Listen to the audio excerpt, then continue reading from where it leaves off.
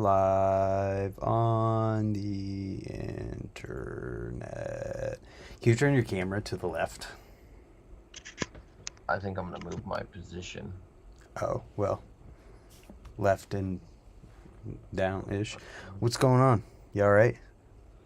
I mean, do I lie? Or... No, you don't lie. You'd be totally honest. What up, Jason Taylor, Dennis Hornbeck? Kurt Rowell is first. Dennis D. Cool. All right. Let me get the... So I got a perfect... try to get the chat in here, because if I don't get the chat, I can't see what's going on kind of thing. I gotcha. I have a perfect topic for us to start with. Wow, Kurt's in here? And it might just happen to be Kurt. I met Kurt this weekend. Yeah? Did you actually school him on actual BMX topics instead of just, like, having normal conversations like people do? I don't remember. We didn't talk about BMX? We did talk about BMX. It honestly was almost just like one of these conversations, but in person. Am I in the right position? Or You're perfect. Cool. Just the way you are. So what's up? You're not wearing a hat? You're not eating? Yeah. BMX is in the morgue. No, it's not. Well, you can go ahead and live your fantasies and think that BMX is growing, and I'm going to be the first person to tell you it's on a decline. It's not like gas prices. It's definitely not going up. Yeah, except as long as there's people starting to ride and people riding, BMX is not dying. All right, I'll could be a negative. Let me... All right, BMX is amazing. All of the dudes that used to ride, Jay Miron, Dave Mira, are all back. That doesn't... BMX is good. That has nothing to do with the status of BMX. If Jay Miron was riding right now, BMX would be 1,000 times better. Kurt said, oh God, here we go. The sky is falling. The sky is just fine. BMX is just fine, and it will be just fine. And if it hasn't died yet, it ain't gonna die. It's died in 1992. We're here. If it died, we wouldn't be here. All I'm saying is if something dies, it's gone. Let's be positive today for once and not be a jackass. Oh, I have a whole new appreciation for Kurt having met him in person. Yeah? You realize that monotone voice of his isn't the way you think it is? No. He's a person. He's a person just like everybody else. We've got Naked HD XYZ online strips with... I can't say that or I'll probably get flagged. Yo, what's up, CX? No, I think it's just the inflation from the Corona prices and everything, the way things are reacting, and people just have a lot of product. So if bike shops are down, I feel down. So it'll be okay. 8 hours of being a therapist. So this is our happy time. This is our happy time to talk about why BMX is great. Here it goes. I had a conversation with Vic Murphy a few days ago, and one of the little kids that we hook up on the theory team, Vic Murphy said he has one of the best tabletops in BMX right now. Let me show it to you. Wow, that's a big claim. Josh O'Farrell. That's right. Kevin Zavala's in here. JDA. And I'm going to overly show this one because it's probably the best thing I've seen in BMX in a long time.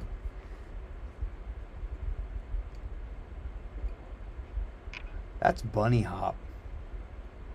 Yeah. Hot dang. Yeah, that's insane. That's all I got to say. That cheers me up. I think in BMX we need a lot more tabletops. And wheelies. I'll take wheelies. Wheelies is what's saving BMX. Can you imagine? I don't mean like that kind of wheelie. I mean like somebody's riding a wheelie across the pyramid and then bar spinning out. Anyways, can you imagine if tabletops and wheelies were a thing again?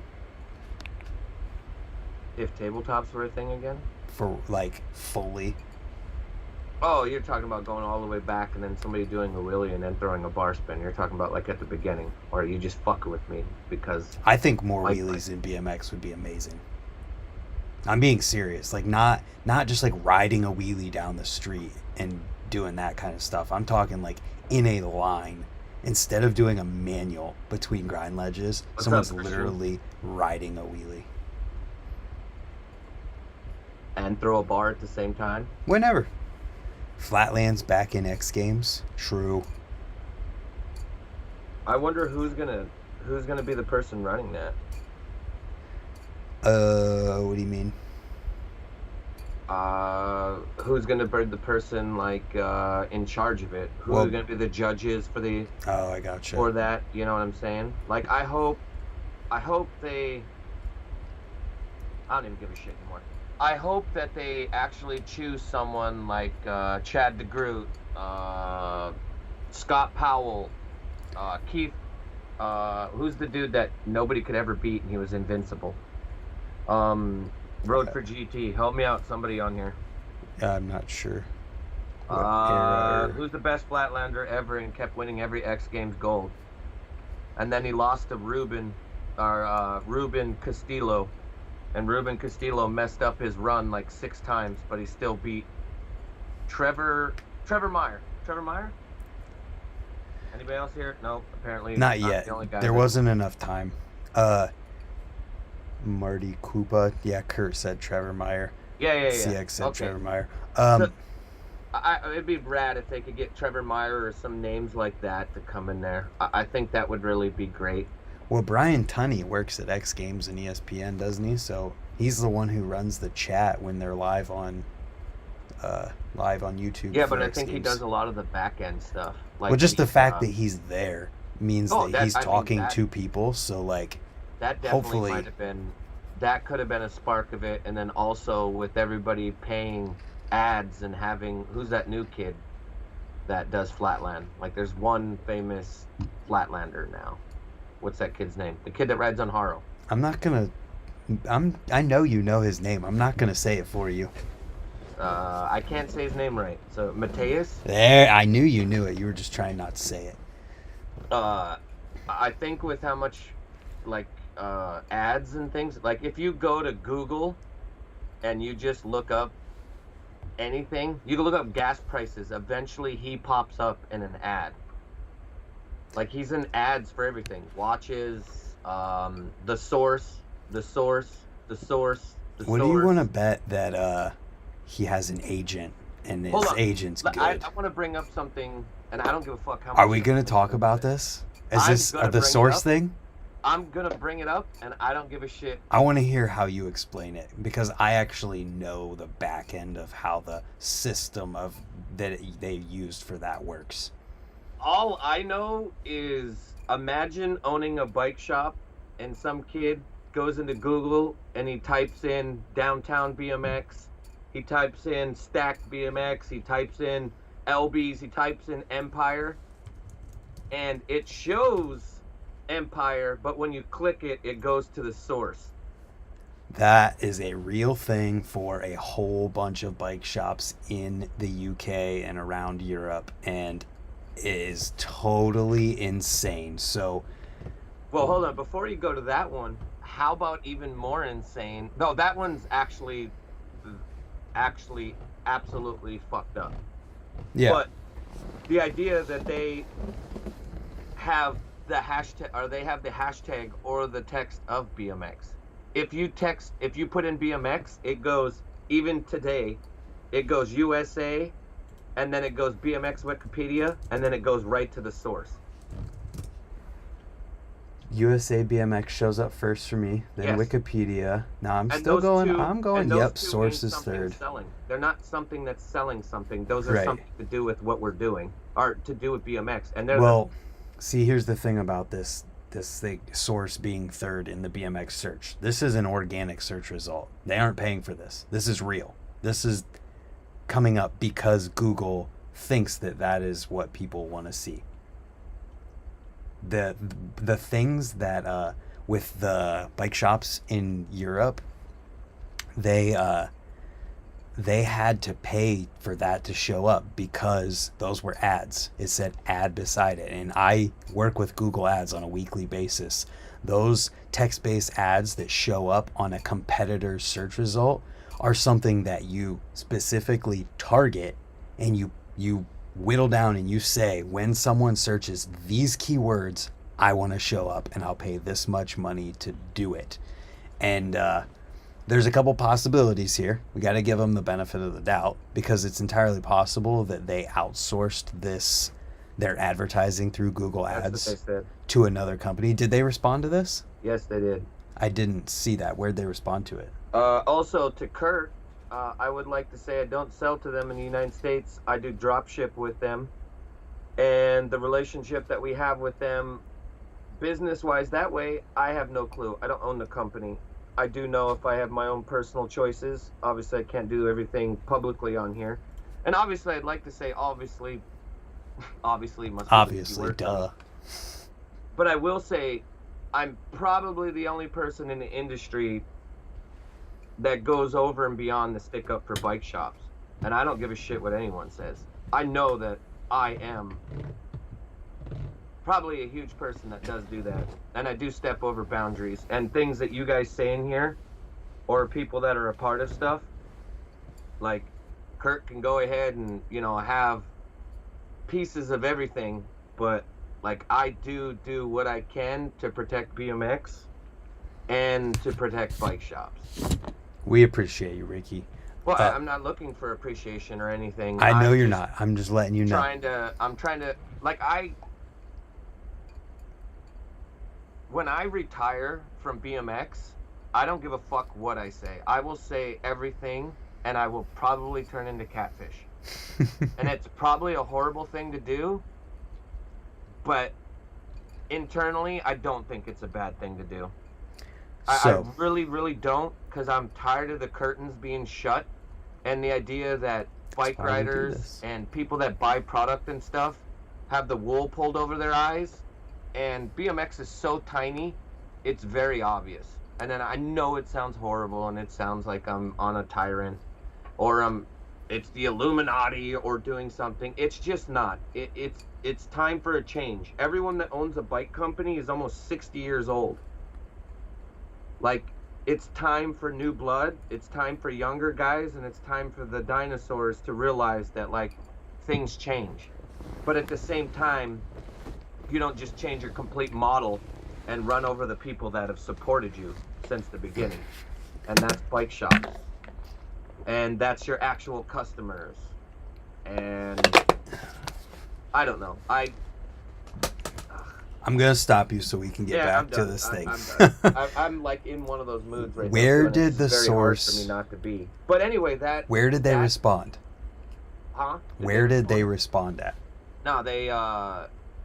Where'd they put that out? I didn't see it, so I don't know. A certain bike shop in the United States called them out, and then I think they did it in their stories or something. Okay. And then it just spread like wildfire to everybody. Okay, so Kurt said that they said it was the Google company doing it for them, which is entirely possible, because the way Google Ads works, it is so complex that I could see a company like Source, as big as they are, trying to market to the entire world, outsourcing their Google Ads. I could see them outsourcing it to somebody else, to a company who this is totally normal for, because other companies outside of BMX are totally cutthroat and they don't care if they're advertising that way. So I could see how that would be a thing. Where I think that, and what I think actually really matters moving forward, is that it is stopped and never happens again. Yeah, but that was 4 days. you had that going for fucking 4 days, and all the major bike shops in the United States were fucking calling them and bitching at them, and they eventually had to skip Europe and go right to the United States and get a hold of one person that would answer, because nobody was answering for it. So they were doing it for 4 days. You know what you're doing. There's no way in the world you don't know what you're doing with that. So I totally understand, and it's less likely that they had absolutely no idea about it. But at this point, the source isn't going anywhere. So if you're giving both sides, and I would also like to give the benefit of the doubt too. I could understand if you. I think it started on. Was it on a Friday or something like that? And then you had the weekend. All I saw was Neil Waddington, the guy who runs the Ride On BMX Facebook group.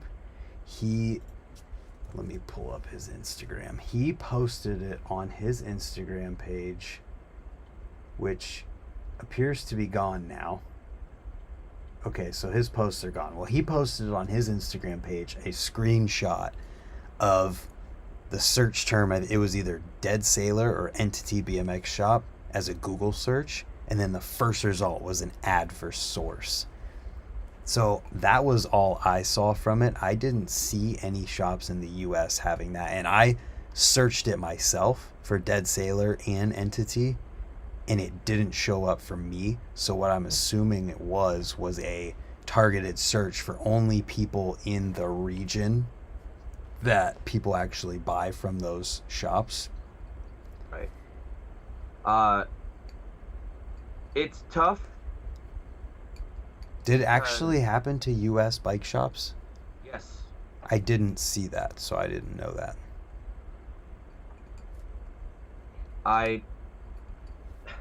So it's like always hard, because I get like 30 versions from 30 different people, but they all have the same story, but it affects them in a different way.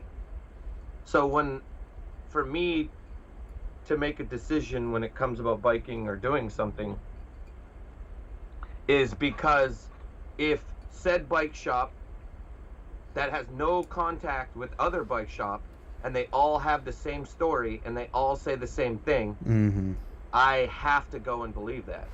Oh, there's no way that you can. I can give the benefit of the doubt of a weekend coming and you don't know that, but you can't put Powers Bike Shop on there, and then when you look it up, it doesn't go to their shop. Like, Chad Powers can't spend all of the money that he's spending, and then somebody just comes in because they got more money than God and take over his own domain. Now, if it's a mistake, well, that's not the way that works, Ricky. I know it doesn't. It's a Google search, so it's the first search result when someone searches. If it is Powers Bike Shop, for example, and this is what the problem was. Here, I'll just do it on my screen real quick. Oh, I have to exit. Well, I mean, you got Powers in here right now. Oh, he is. What up, Ricky? I mean, not Ricky. I was reading his text. We're actually talking about the whole Source BMX thing right now. Chad, if that's you.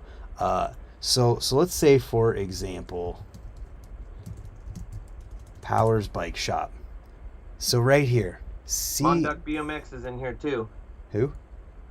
Mondak. Oh, okay. He's out in North Dakota, holding it down for Montana and North Dakota. So here's the situation for people who might be confused and don't know what we're trying to talk about right now.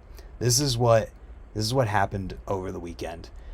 It came out that when you searched certain bike shops, and apparently more than I even knew about, on Google, this first ad that would show up, see, it says ad www.Powers Bike Shop. Well, this would have been Source right here, but if you didn't read that, it would say Power. It would probably say the exact same thing that it says here, but when you click it, instead of taking you to Powers, it would take you to Source. And that is because whoever was running the advertising at Source had this like running to redirect to there. It wasn't that it was... How much does a person have to pay to have that, though, too? So, if you're honestly... running ads, you know ads. Honestly, it varies. It's not a set thing. They only have to pay more than somebody else might already be paying. So because Powers Bike Shop already has an ad there, all someone else has to do to be in that spot is pay more than what what Powers is paying. Dudes, yeah, that totally happened to us. Okay, so it did. I didn't know that. I didn't realize it Well, happened to I so many know that people. all the top bike shops in the United States were all bumped, and all of them had that happen. Yeah, so let's hope that it was an advertising agency doing that, and now you could see that Powers is back there, so it seems that it's been corrected. It's kind of crazy, and I I hope that nobody knew and knowingly clicked the button to make that happen. And you almost feel like do you feel like that they could actually do that and not think that BMX would implode on them for doing it? Well, it depends on. See, Just talking I just want to reasonably punch about myself in people. the face. I hate being in the industry. Well, just talking reasonably about people. Okay, so reasonably, let's Like, just say that you own a business and you have enough cash flow to back you on something because of said people. You can do anything you want.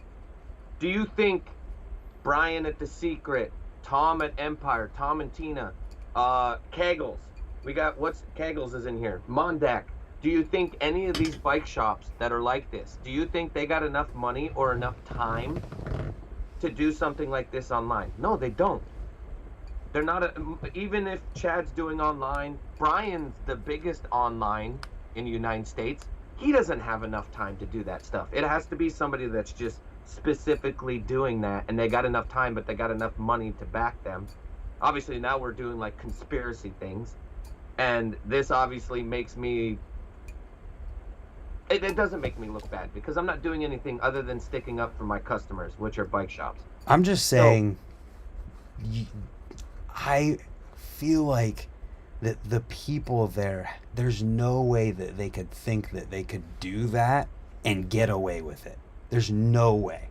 Like, that'd be like you going and putting advertising for when animal gets typed into Google. Like, there's no way that if that happened, someone would see that and be like, oh, he did that on purpose. Like, I don't know. It's just crazy that. Well, the thing with that happening and it lasting 4 days is even crazier. And here's the crazier part about it. Imagine if I saw in the UK, Crucial BMX was talking about it. Yeah. And I just saw I didn't see the bike shop one. There was 2 posts. This guy, this old BMXer in the UK, his name's Waddy or Wadey. I literally was just talking about that guy. Were you listening? No, I wasn't. Oh, well, you did too? Sorry, my brain's trying to not say things I know I can't say publicly. So anyway, he had that one about the BMX hashtag. And then I just went on there, but I didn't understand it because it's like past my head. And I had to have 30 people I talked to today explain to me what it is. Now I got an idea. Not as much as you. But it's bad. It's crazy and it's bad. And that's why I say the fact that it was taken care of and like is not there is what we should really like care a lot about right now. And also just like, I don't know. If you're the source, do you put out a press release like talking about this or what? I think more companies need to be more vocal, number one, with their shops, and then it'll give the shops more confidence. And then with the information that they get from bike companies to the shops, then the shops can inform their customers better with how everything works. With overpricing, underpricing, map pricing, MSRP, direct sales, cost sales, like everything that's going on. There's no reason that there can't just be. Like skateboarding does it the best. I hate saying it, but skateboarding companies make all of the prices exactly the same. So when a kid goes somewhere, he's like, I want that deck because I love that company. I want that brand because I love that brand. And he's not fighting for something that's $700 or $200. And then you have $700 items that are cataloged items, and then you have guys that are on the even keel and doing everything great for them, and they're aftermarket parts. And then you have American people that are barely making anything, and they're like way down here. So it's just, I don't know what can happen. I talked to an owner of a said company today. I'm just gonna say fuck it. And I said, I think the problem is there's a disconnect because they lost the passion that they had before, and almost all the owners, they don't ride anymore. They just own a company. And you can say, oh yeah, I saw this guy do a trick, or I done. No, you're not riding. You go out every once in a while. You might still love BMX, but you're not there for the reason that you were there before. And that's supposed to happen. It's a business. But if you're gonna run a business, run the business right. Tell your customers what you're gonna do, and stop undermining all of them. And that's the problem. Every single time that I have to talk to somebody that owns it, I don't own a fucking company. I work for a company, and we do everything on the straight and straight. We don't fucking sell direct. We give 50 plus margins, and everything's in the shop's favor. And when kids call me and they say, hey, I fucking ripped a grip, instead of being like, tough shit, kid, we just help them out and tell them to go to a bike shop. Bike shop places an order, I give them a free grip. It's tiresome, especially for a person that has to hear people that have 4 kids. One of the kids is in the hospital. Somebody has corona. They got to pay rent at the shop, and they got to pay 4 employees. These people are struggling. And then you got company owners where they're putting their whole life into a bike company, and that bike company's like, yeah, fuck you. I'm just going to sell direct. You can just house my stuff. And then I got to sit here as a sales rep, and I got to stick up for BMX. How fucking good is that for me? What does it do for me for sticking up for BMX? Nothing. I have a fucking headache because now I'm on live going insane. Everyone's going to clip everything. 15 owners are going to come on here and be like, oh, fucking Ricky. And then tomorrow my phone's going to blow up. But I'm to the point where I'm just sick and tired of it because every goddamn owner is getting fucking pulverized. They're getting punched in the face. And it just sucks ass. I don't even know how you're sitting here not cutting me off. You're just letting me bury myself. Well, I think the big thing that you might want to think about here is like how many. I understand that you care about BMX and everything, but like, it's also like you are selling merit stuff to these people. You don't have to be their therapist for BMX. Like, you're just trying to do your job selling stuff, and you're also being a therapist at the same time. So if you could hopefully try and like separate the two things, because it's not the same. Yeah, but I don't treat my customers as money.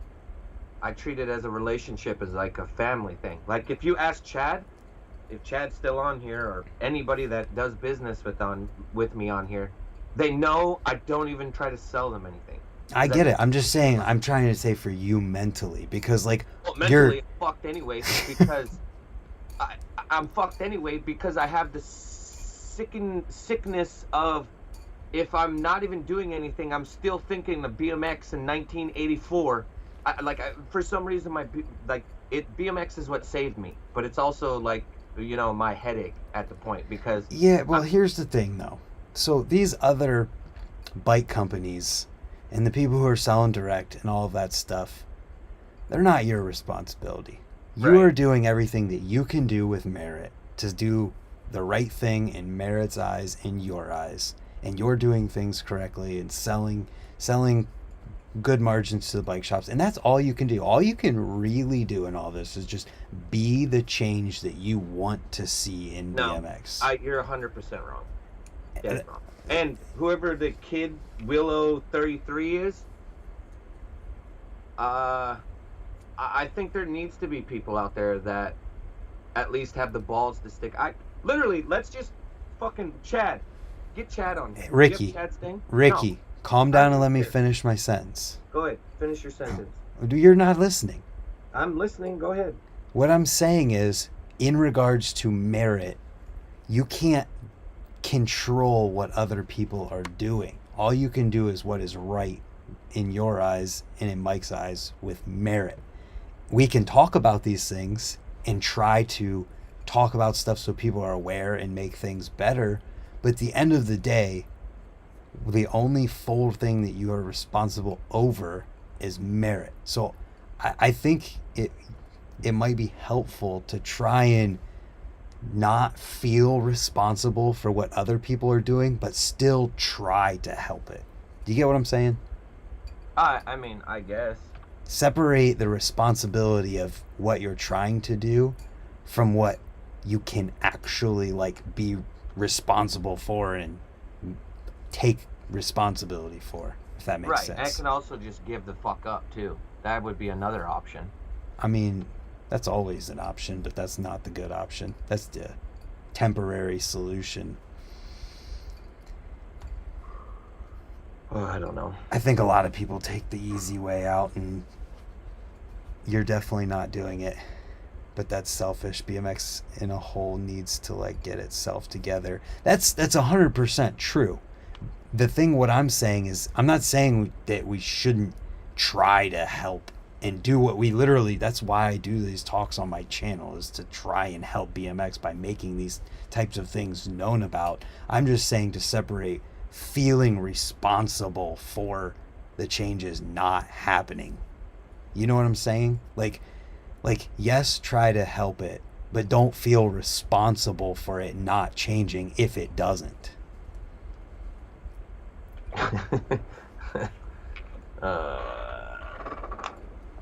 A vacation might do you some good, Ricky. I think the hardest part that I have, I don't know who this Kip guy is, and I'm really taking it, I'm getting defensive about it, because I know what I do for BMX, and I'm not here to be like, oh, give me credit for anything. But the thing that upsets me more than anything is how negative and bad things can be in the background, and people that ride don't see it.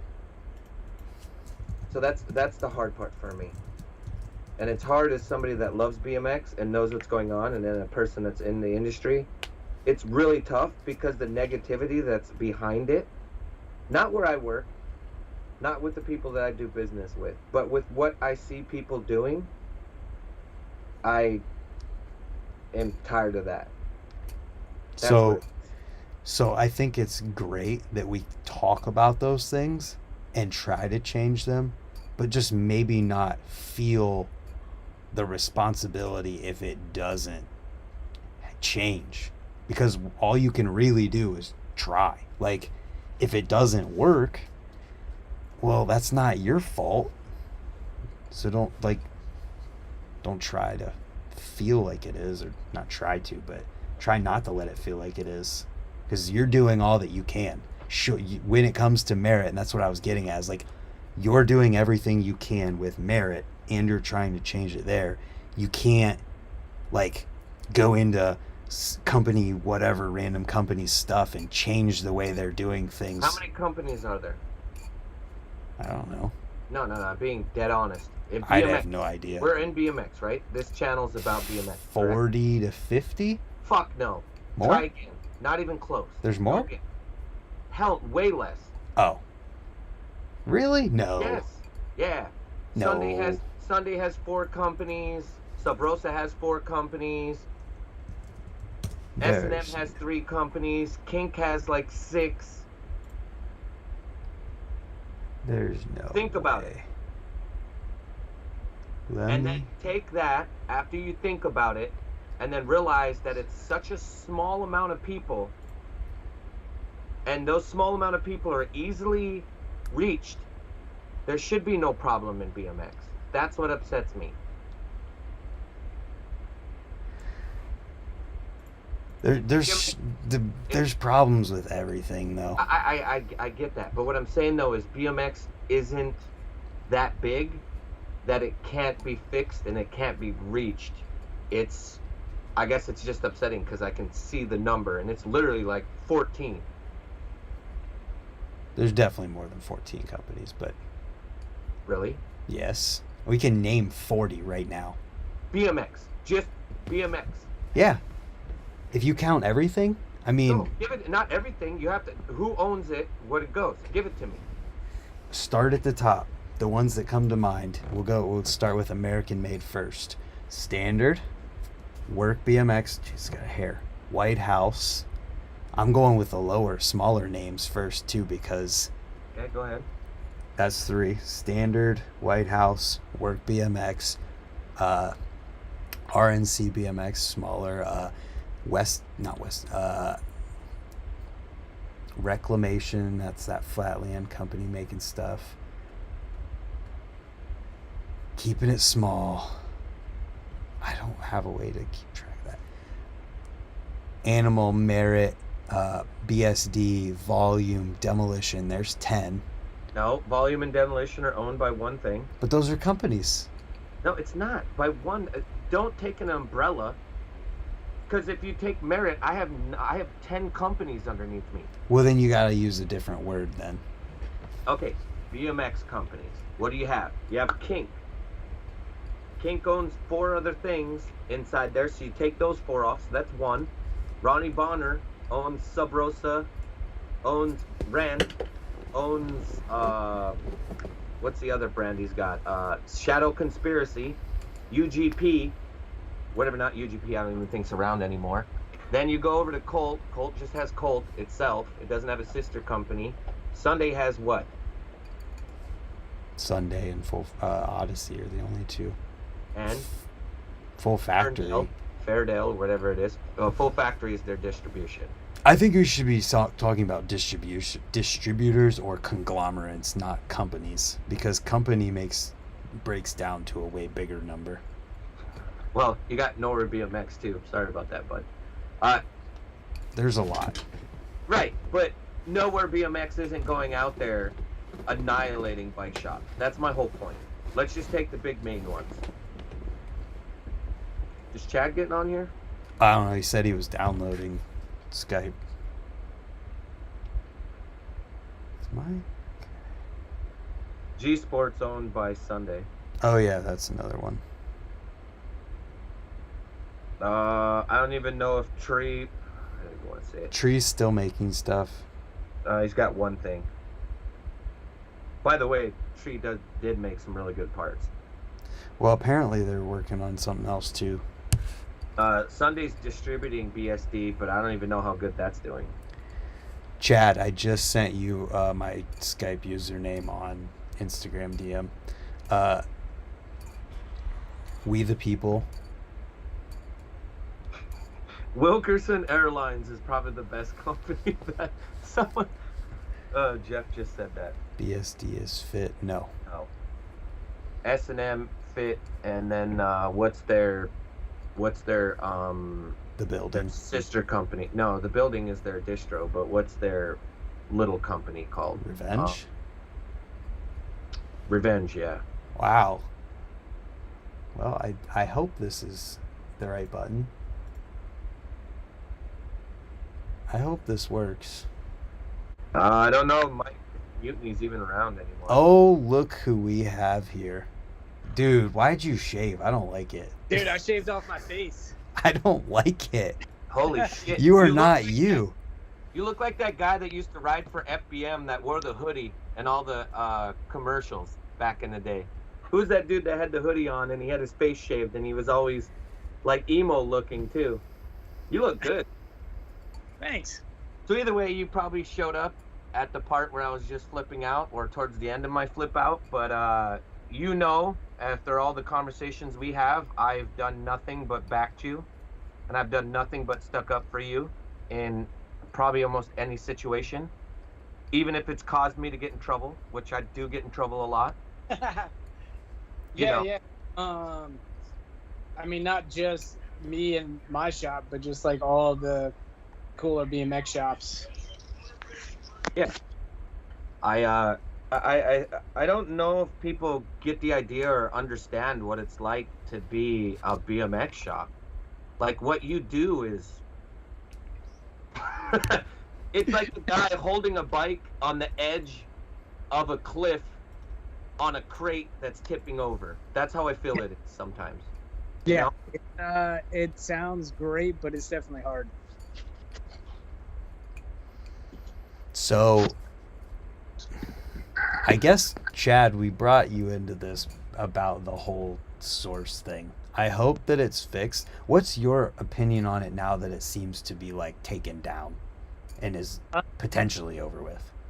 Well, I know for those like, I guess it was like 3 or 4 days that was up. I know that our web traffic was definitely down, which is kind of crazy. But yeah, it was all basically I don't know. I wasn't the one behind getting a hold of Source to get that situation fixed. Mm-hmm. Yeah, basically it was, they have a lot more money than every other BMX shop. Right. And did you hear the whole explanation that I gave about the agencies and stuff that sometimes control those things? Yeah.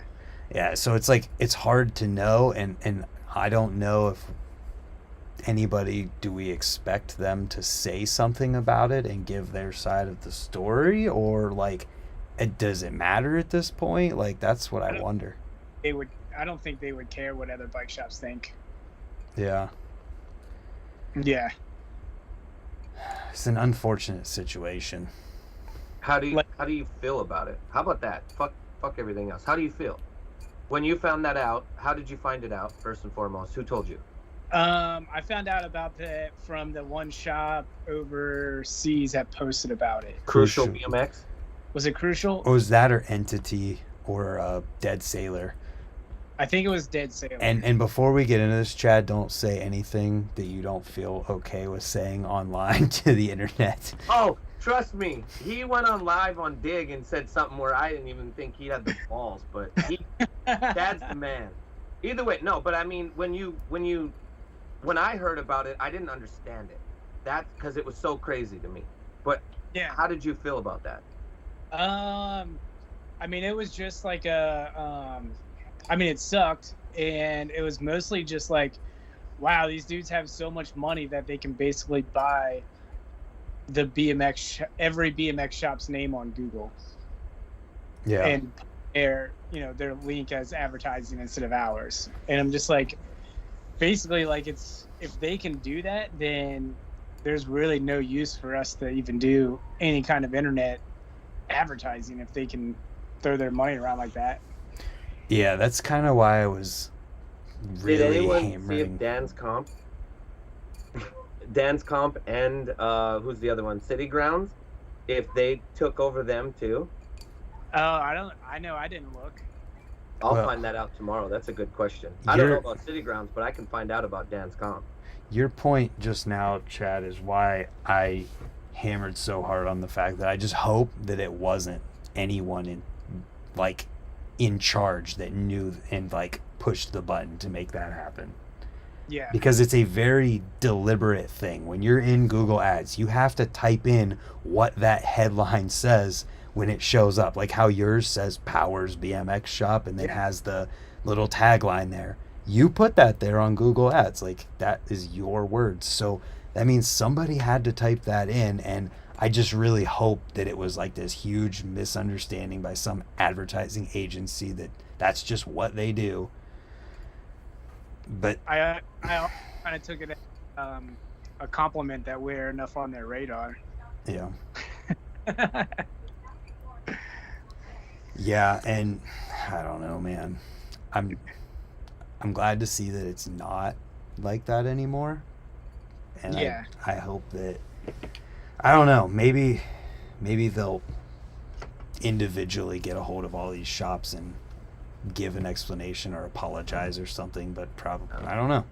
I'm just trying to be the devil's advocate. I mean, you're very positive, which is very good. I just hope. I'm hopeful because we don't know. Over here. But I mean, I'm really glad the person that stuck up for everyone is the guy that me, Chad, Ryan, Adam, Flip, John, Tom, we all go to the same guy, and the guy comes through in the clutch and does everything to save BMX all the time, and he never takes credit for it. And I don't even have to say his name, and Chad knows who I'm talking about. Because that man all he has to do is say one word, and BMX drops to its knees. So I'm really glad that that man behind closed doors is like our shining knight. You know, you saw that they did the BMX one too. I saw that somebody else, like one of the guys at Crucial or something, were talking about the post for like BMX, like they were like top on BMX or whatever not, and then I saw the shop thing. But I mean, they're still top on BMX. If you type the word BMX in Google, it automatically goes. Well, it's USA BMX, and then the Wikipedia, then it goes to them. Well, and that's what I But was saying earlier is not, they didn't pay for that. That's organic search. That's Google doing that. That's Google serving you source based on your search history and what it thinks you want to see. Okay. That one's not an ad. you can't. There's no way of manipulating that. I Not didn't know. that one. I just saw. Okay. I just saw like if you typed in the word BMX, and I saw a lot of people doing that. I'm like, holy fuck, this is crazy. But I just think it's crazy if I typed in powers and it went right to the source. That's Yeah. It's way crazy, and it's that's like definitely not identity right. theft. That's like going to the skate park, the cop busts you, and I'm like, yeah, my name's Chad. I live in Virginia. Yeah. The cop would be like, no, you're not at the trailer. Yeah. That's funny. Kurt Rowell has a really good question, and since it ain't coming out of my mouth, it's good. Kurt Rowell says, "How does Chad feel about companies selling direct?" I now that I got off of YouTube watching the video, I can't see any comments right now because I only have my phone. Yeah. So yeah, I think companies like the BMX world isn't big enough for BMX shops to be competing against all the other BMX shops on top of every brand selling direct. And I definitely do not like it one bit at all.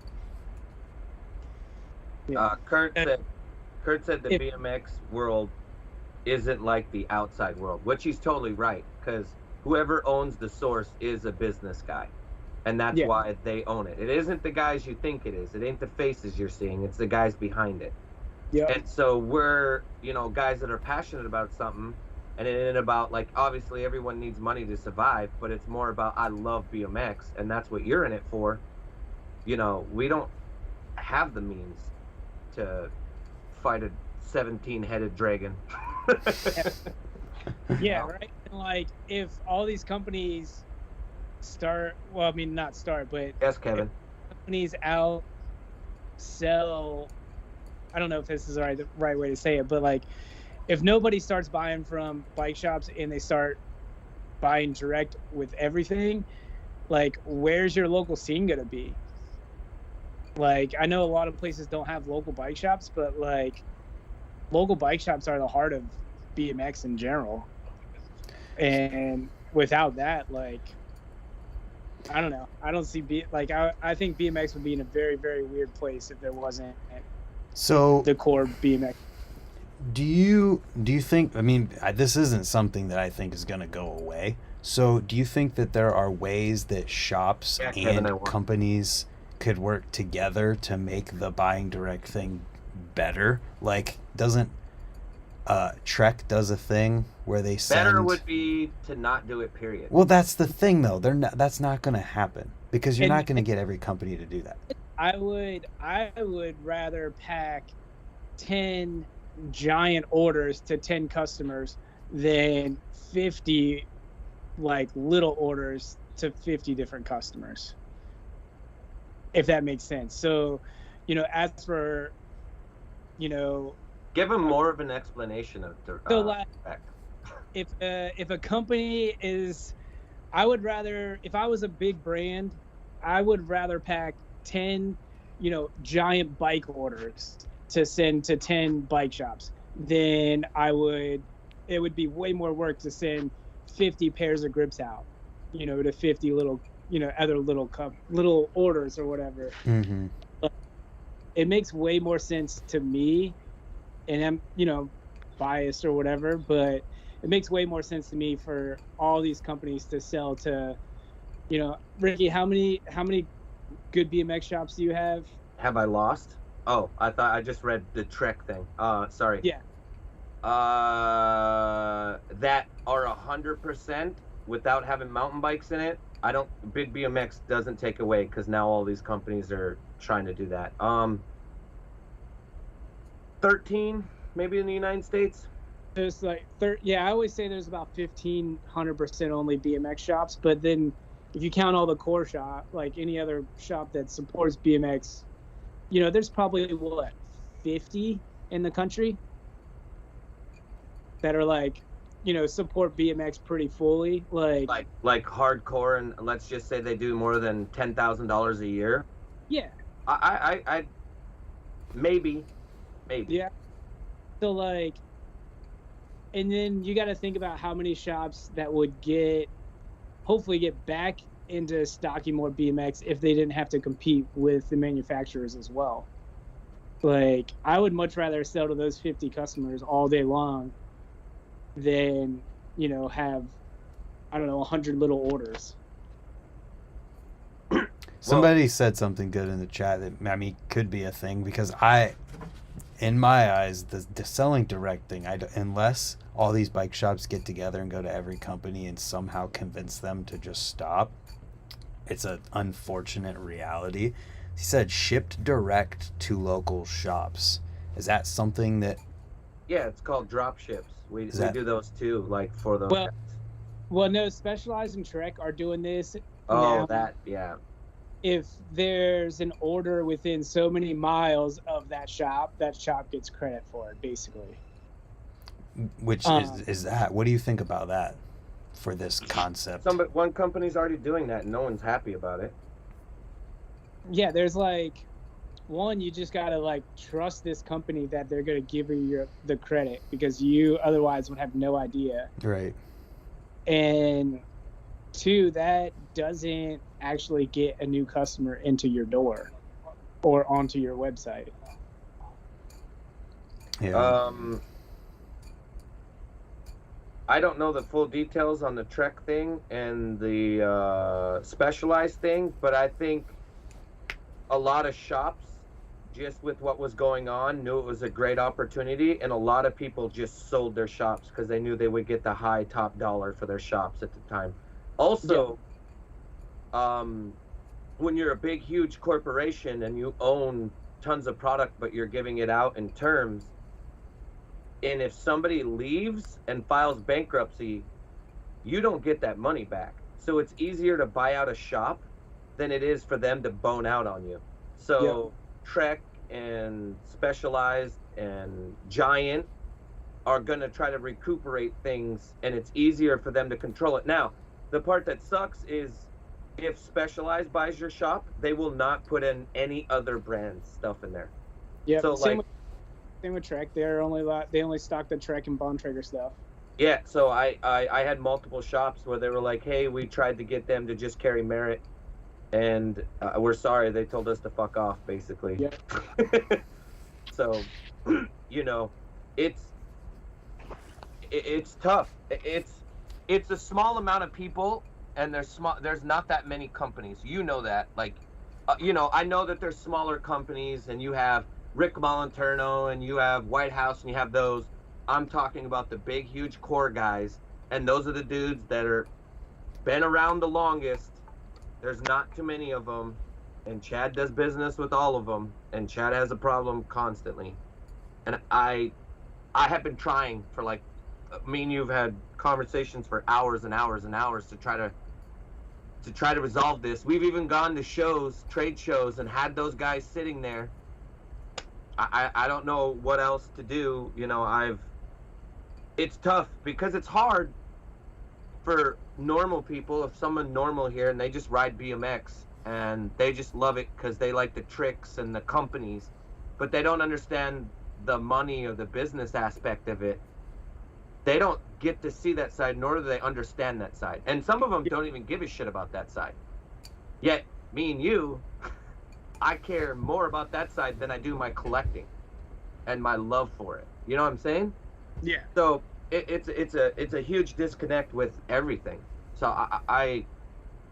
I talked to a said owner, and I just said, I think the change would be a lot of these guys who I think want to get out might need to leave earlier than later, because whatever they're doing is just causing more problems than it's solving. And then this, you know, if that owner gets out and sells it to some corporation or whatever, like, who's to say that that new owner is even gonna? Yeah, but at that point, if they sell it to somebody that you don't want to do business with, you don't have the feeling of being like, I was with this dude. You just know that company's gone. For instance, take Hoffman Bikes. When Hoffman went to Walmart, did you stay with Hoffman? No. That's what it is. When they go corporate, everybody leaves. We know how it goes. So it's, I don't know. It's like I'm talking code here, because there's like, we're looking at one another in the eyes, and you know I want to say the name. You know I want to say the company. You know I want to do it, and I know I can't. And I'm to the point, like, I could see why Catfish did what Catfish did. I get it. Catfish exposed some things where I was like, holy shit, no one's got the balls to do this. He's blackballed. He's not allowed in BMX anymore with certain things, but at least he said things that needed to be said. Yeah. And so I kind of feel that way. Like, I can see it in your eyes and you see it in my eyes, and we're both like, oh, I know the answer to that. I know what you're talking about. I know who you're talking about. I know this. I know that. Brent doesn't even know who or what. I don't think he knows what we're talking about. I give Brent a lot of things in the background. So Brent does get some of the stuff. I don't know specifically what you're talking about, though. My brain is like... I know I'm going to hit my sales rep tomorrow with, hey, I need credit for the sale that you guys are just now running on your website. Say that again? I'm going to hit my sales rep tomorrow to credit me for the sale that they just started on their website, so I can at least match the manufacturer's sale. Yeah. For us, when I run a sale, I just tell you a sale, and I don't do a sale because I'm trying to get rid of something or sell something. I do a sale so you get more than 50% margins. So if you want, tomorrow go check out my B2B, because we did something fucked on there. But yes, I have distros in the Ukraine, and here's the crazy part. The distro in the Ukraine, the dude was riding around on his bicycle delivering BMX parts during a fucking war. BMX is strong, boys. So somebody just said something that I like to address because it's part of why I do what I do. He said, don't say it. If Ricky gets blacklisted, who will stick up and be outspoken? And see, that's part of why I do what I do, because nobody's blacklisting me. You might kick me out of the industry, you might take me out of whatever, but I'm still going to be here doing exactly what I'm doing. Like, good luck canceling this YouTube channel, because I'll make it even if nobody's watching. I'll say the same shit. And if I get canceled, guess who's going to come on here and say all of the things that people don't want to talk about, like how Catfish did, but in my reasonable approach to things, to where you're going to be like, oh, damn. I can't. That's why I like you. That's why I work with you, and that's also why we've been doing this for like 5 years, and your growth has gotten good. You put in the time and the work, and you're actually neutral. You're not biased. You're not trying to make money off of something. You're doing what you're supposed to do. You're a news outlet, and you're for BMX. And if there's news, you talk about it. You don't go, I didn't make $20 on that. Fuck that company. Ooh, I don't want to do that because I don't live there. Fuck that company. Ooh, I'm not part of that contest. That's why I support you. And you, and who's the other guy that I really like? I always forget his brand. That the other news guy. He doesn't really do much. He posts your friend that you talk to all the time. Help me out, Brent. There's Ride BMX. I'm over here like, Kurt, you're talking about BMX Union. I didn't know. BMX Union, you and BMX Union, if you guys did something together, would be what BMX needs right now. Yeah. Kurt is so freaking, he's got like 4 businesses. He's dealing with like, apparently there's some gnarly website issues right now. But I wasn't just saying for myself though, like, I'm saying like, the reason why what happened to Catfish happened to him is because he wasn't as careful with the way he approaches what he says. Like, when when certain things come up, there's a very like, you are getting the exact thoughts. and that's like, that sometimes that can rub people the wrong way. I'm not saying it is a bad thing. It's just Catfish is very upfront and real Correct. with the things he's saying, and that there's nothing wrong with Yeah, it. but It's he's just, saying things where you're like, holy fuck, you didn't say that. And he did. Like, either way, I don't mind him. I know he's done things. Personally, I love the guy. I wouldn't have done what he done. Like, I could be looked at as a villain or negative or whatever not. But I have actual one-on-one conversations with the guys that do make mistakes, and trust me, I don't sugarcoat fucking shit. The guy I was arguing with today, I was like, dude, you don't fucking ride BMX. You forgot what BMX. Oh no, I do. I was like, you go to the skate park and hang out. It's not riding. Go do a handrail and I'll believe you. So like, it I isn't guess like I'm I'm not just getting doing believed. this. I'm not just doing this. I'm talking to these people too. Yeah. And I don't do business with these people. Like, I have nothing to do with these guys. They have their own. The only thing that I have to do with is I got guys like him with so much shit of stuff that they support from that person, and they don't know what to do with it, and they feel a disconnect. If we could all just get together and have a conversation, I think it could solve. Can we do that with me as the mediator? No, it would never. They've tried. I told you about it, Chad. They have tried. It will never work because everybody thinks that somebody's going to take somebody else's idea, and they're all afraid they're going to lose their business. Yeah. Meh. You know, and it's just tough. At the end of the day, BMX is just about kids smiling, riding bikes, having a good time. And then when you're 30 or 40 years old, you end up holding on to something that you really, truly love, and you pick sides. Kind of, you know what I mean? Like, you feel like you're like, all right, I'm a trail rider. I just love this. This is what I'm going to do. I'm a street rider. I love this. This is what I'm going to do. And you have this thing that you connect with, and then some other things you just don't really give a shit about. Or you're so hardcore, everything else sucks ass. Let's be honest. Nobody ever talks about that. The core guys, BMX is poor because of the core. Seriously. Like, let FBM make a lightning stem and the lightning pedals. If they would have let them do that, maybe they would have had $20 more in their pocket. Instead, every core guy was like, that's gay. It wasn't, because every little kid wanted those. And no little kid ever wanted an FBM. So let's be honest. That's like the biggest thing I always think about, is like that one thing.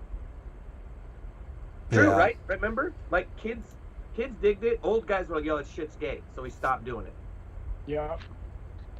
You know? Yeah, we those pedals the pedals and grips so fast because They were all the amazing.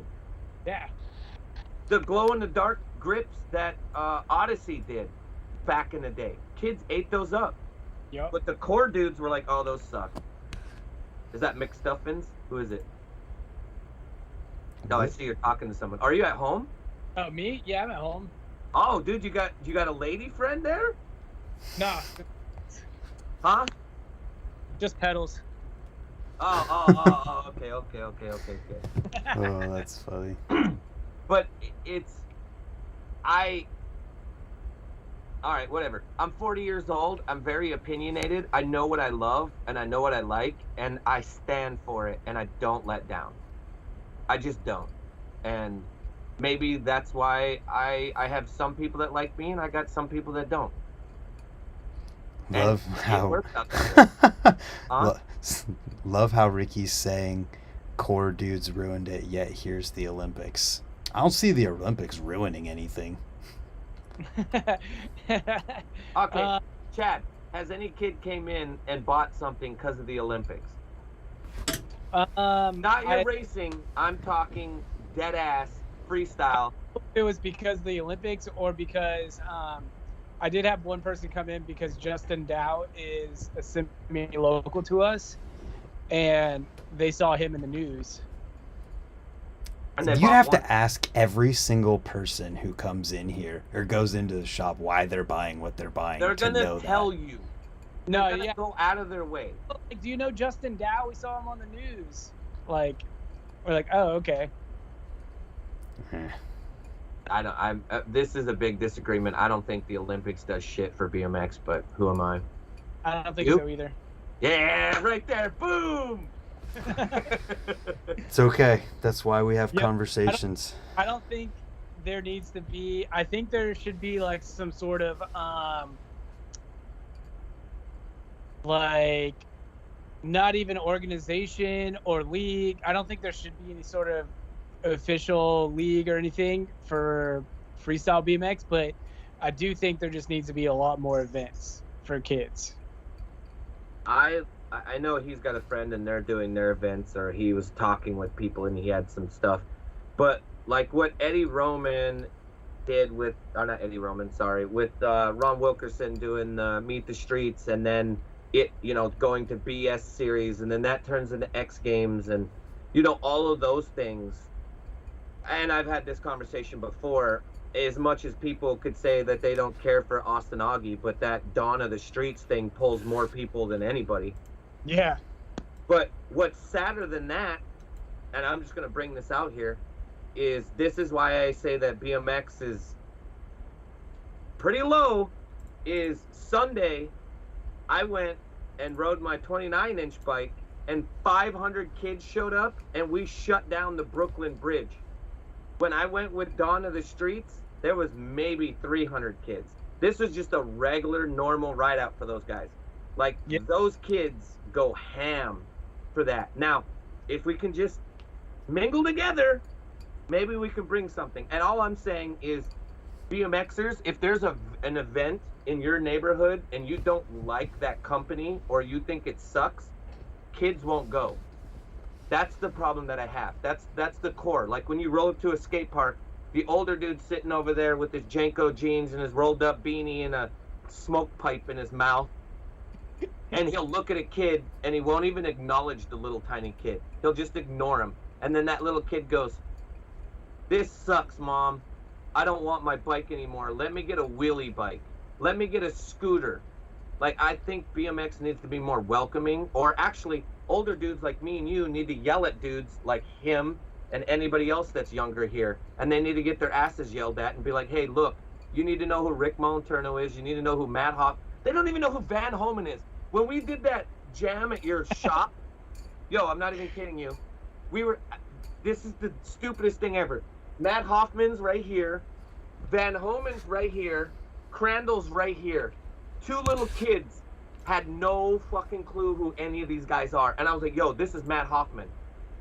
I was like, this is Van Homan. And then Crandall's like, I'm Crandall. They had no clue. And that's our fault. Yeah. Like, it's the older guys.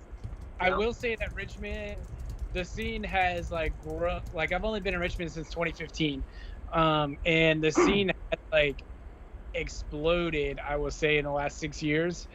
And I mean, the scene's always been great in Richmond. I would come down to Richmond all the time and ride the jumps or whatever in the track, but Richmond is like very open arms to a lot of every age rider, which is been awesome. It's not like, I hate saying it, but when I was in Northern Virginia, it was pretty cliquey. And Richmond has some little bit of clickiness to it, but like in the end, like nobody really gets vibed out of spots, which is awesome. Yeah, that's good. And there was definitely some of that at Rays for a few years. And yeah. Rays is like an interesting one because like we have all these different areas of people who are like, they're not really like, they're kind of cliques, but not really cliques, but where there's just like, this local skate park has its group of people. This one has its group of people. And in the summertime, like, you know how it can be, is like, it's easy to just go to the skate park 10 minutes from your house instead of driving an hour somewhere else. So like in the winter, we all have to go to Rays because that's like the only place to ride. So we're all forced together. And for a few years, there was some of that clickiness and like people just not riding with certain people or whatever. But it's gotten a lot better, and everybody rides with everybody. Everybody's stoked on everybody, and there's only a certain few people who are kind of, and I don't know, not cliquey and non-welcoming to just anybody. Yeah, I will have to. Go I ahead. will have to give it the Richmond BMX scene for that. It's not very clicky. Like, yeah, some dudes won't always hit up everybody to go ride, but like if we all show up at a spot, like everybody's riding. Nobody Yeah. like gets. I guess it's hard because I love BMX and I read what Kurt has to say, and I'm really good friends with Kurt. And I guess because I'm at like 1,000, like I'm going to jams, I'm going to shops, I'm traveling and doing things, and I feel like I'm seeing a lot of things. I guess it is harsh for me to be like, oh yeah, you know, BMX this or doing that. But it's like when you collectively see so many things going on with shops and how companies are reacting and how kids are and companies leaving and kids not getting paid anymore and things, it's tough. Well, I I think, don't- Ricky, I think you put too much together. Like, you put it all into this one big, huge ball of, like, Because I fucking love it. I'm in it. No, I'm listen, either listen. in it or I'm fucking out of it. listen. God damn Hey, it. Let me Stay finish there. my That's sentence. it. Just let me finish my sentence. See, he's Okay. going to leave and not even listen to me. I'm saying you put your feelings about everything all together instead of segmenting things into things that should be segmented. Like you put your feelings about little kids and knowing about Van Homen in the same box as the Olympics. Like there's a lot of different nuance wait, going isn't on. Van Homen fucking doing the. He's helping with the Olympics, but okay, it's then. different. They should still know who Van Homen is. Listen. How is that not relevant? Listen. Linda. Yes, please. There's so many different nuances of things, and I think when you generalize and put them all together, it like does a disservice to even your opinion, because then you're like, people think that you have this like negative opinion because you put everything together instead of being like, well, there's this good aspect to this thing, and then there's this bad aspect to this thing, and then you're like, nope, fuck it all, I hate it. Yeah, I'm an emotional bitch. What can I say? Regardless, Kurt had a really good point. He said, but also these kids can look up to the people that are more age appropriate to them. They don't need to know Van if they don't want to. Let them be into the people they want to be into. So that's also part of the thing, is just like someone like Van Homen, for the example, is like not thrown in somebody's face the same way that a 19-year-old rider who's up and coming, like Logan Penberg's a great example, because he is blown up in the past year, and there was like a week of just Logan Penberg We the People videos.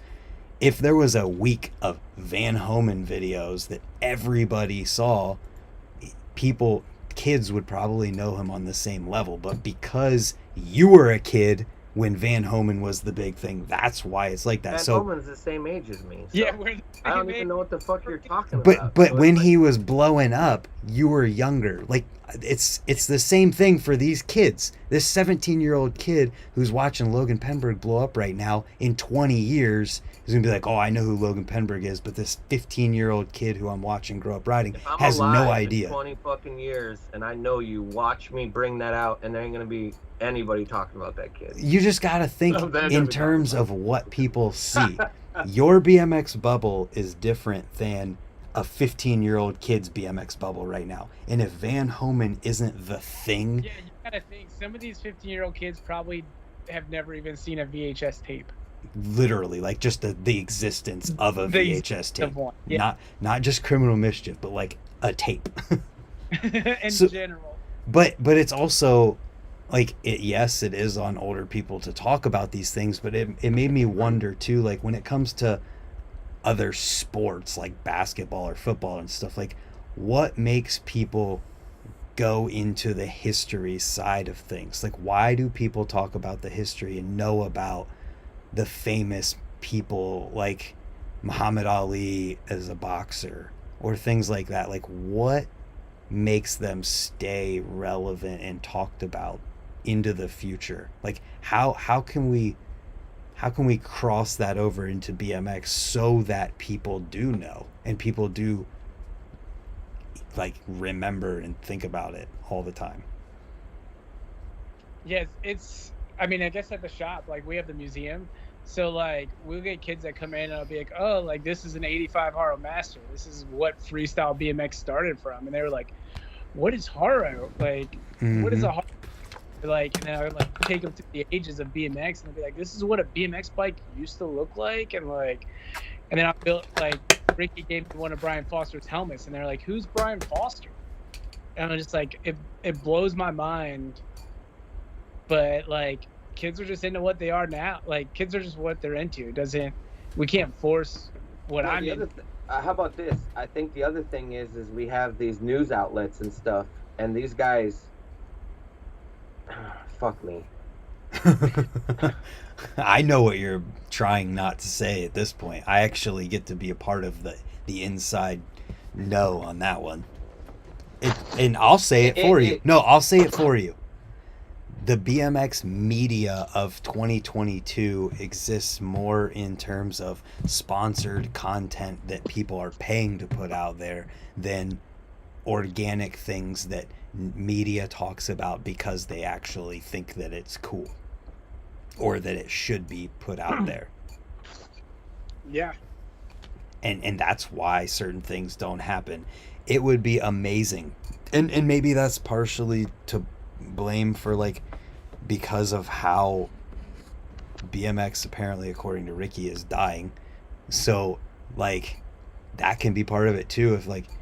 If these BMX media outlets were doing well enough, they might be able to make other stuff, but I don't know their situations. Either way though, like whose responsibility is it to make the stuff that lets people know about the past? I don't know. That's why Chad has a museum so the shit doesn't die and a said person doesn't just keep fucking selling everything. That's a good point. No. God, Ricky. Just don't take it there. What do you mean? Oh, you know what I was talking about. But yes, I know exactly what you're talking about. Reroute. I don't know. Turning. I mean, I guess you have to just like absolutely love BMX to care about BMX in the early 80s and the mid 80s and the late 90s and the early 90s and all of that before you ride. And at the end of the day, that 15-year-old kid, if there's 5 of those 15-year-old kids, maybe one of them lasts to be 30 riding. And I think a huge difference, and it just hit me, my thing that I was talking about with like other sports like basketball and football. People who are in high school playing sports, they might be obsessed with that thing and they know about Michael Jordan and big famous people because of TV, which we obviously don't have. But as soon as you get out of high school, you are basically you're on the sidelines looking into sports. You're watching it on TV. So like when it comes to BMX, if you're still into it when you're 18, 20 and older, it's because you're riding. Like, and then you got your real life outside of that. So you might not you might not care about looking up anything other than just riding and seeing what comes along on your Instagram. Like, yeah, when I started riding, I didn't really care about what happened in BMX prior to me until I like fully got engulfed in BMX.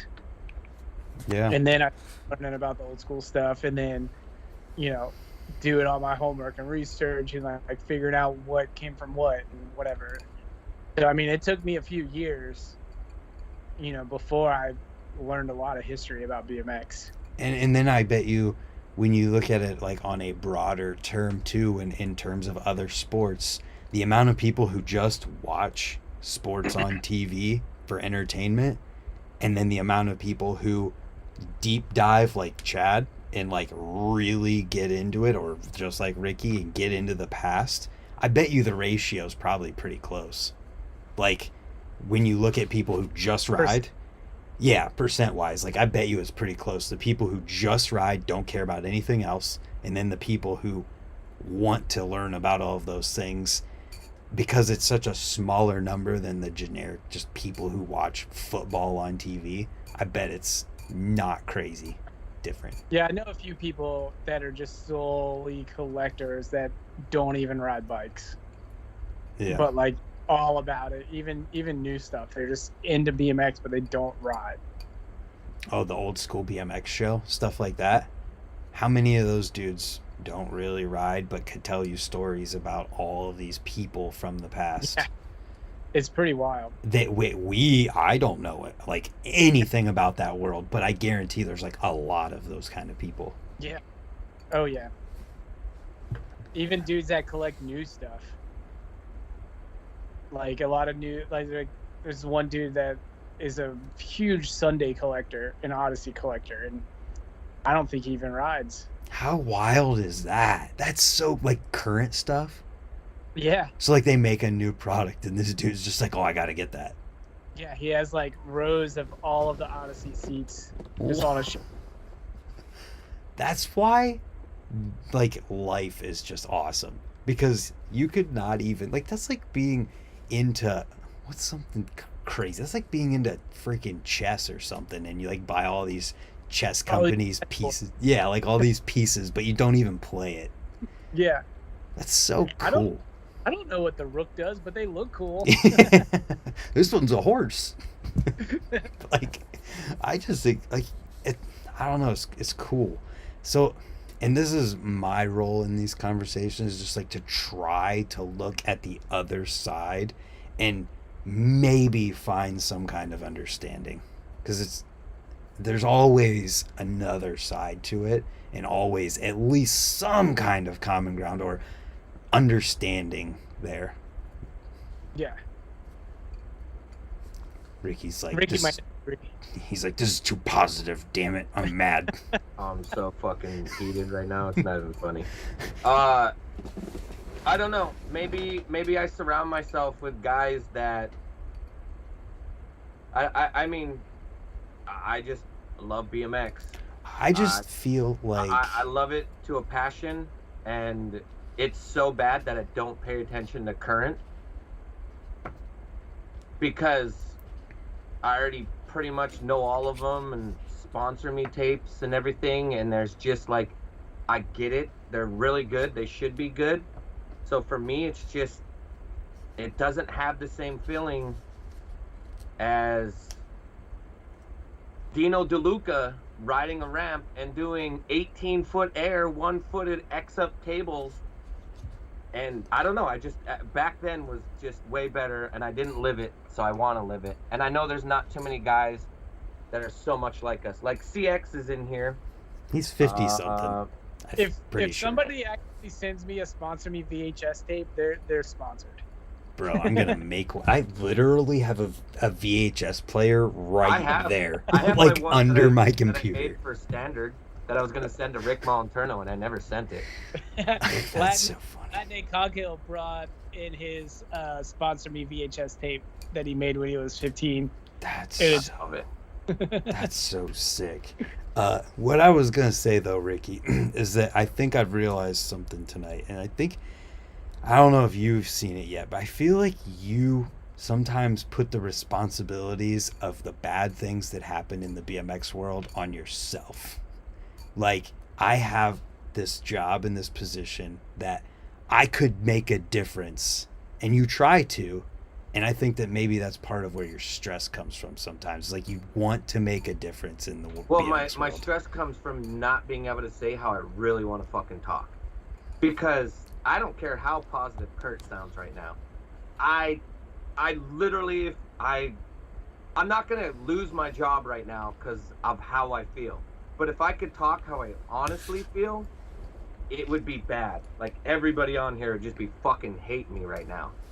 But it's like, I got to play two sides. I got to fake it, and then I got to be Ricky. So I got to find that happy medium.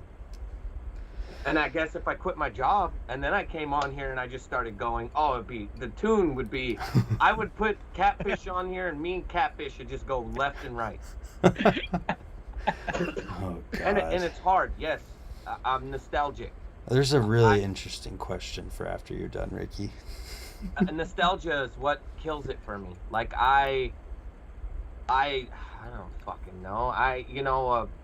trying to use a goddamn fork and a spoon to put on my tire on my 48, my triple wall. You know what I'm saying? I fucking hate this. I get so frustrated. And it doesn't help that I'm on the phone with Chad DeGroot. I'm on the phone with Scott Powell. I'm on the phone with Vic Murphy, Brad Blanchard, you know, it just, Troy McMurray. I have all of these dudes I talk to pretty much every other day, and they got a negative outlook sometimes, but their stories are just so great. And that's what keeps me loving BMX so much, is hearing what what goes on with them, and they're not in it anymore.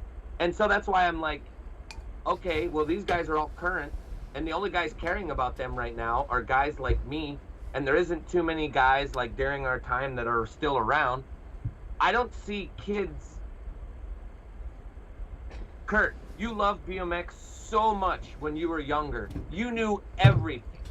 I don't see kids just yelling at me and telling me everything about all of these new little kids that are around right now. Well, you're not around the same people I am, because when I have the local kids from here, they are asking me all these questions, and they literally know everything. Like, they bring up stuff that I posted like on Instagram like 4 years ago, and they're like, because some random thing will get brought up, and they're like, oh yeah, you posted that one thing that one time, and I'm like, well, you know what? Like, what do you do in your spare time? Like, you're literally just researching, and they know everything about today.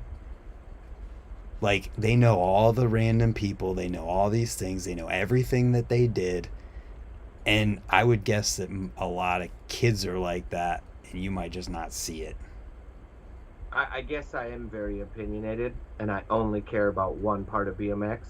And since I work in BMX, I got to play the facade of giving a fuck about certain things, when realistically, if I could be myself, I don't give a shit about it. Because I could sit and go back to 2002, and there are so many goddamn good riders during 2002, and 20 years later, those motherfuckers, no one cares about them, and there's maybe 6 that we can name right now where everyone's stoked on them, and they made a legacy and did it.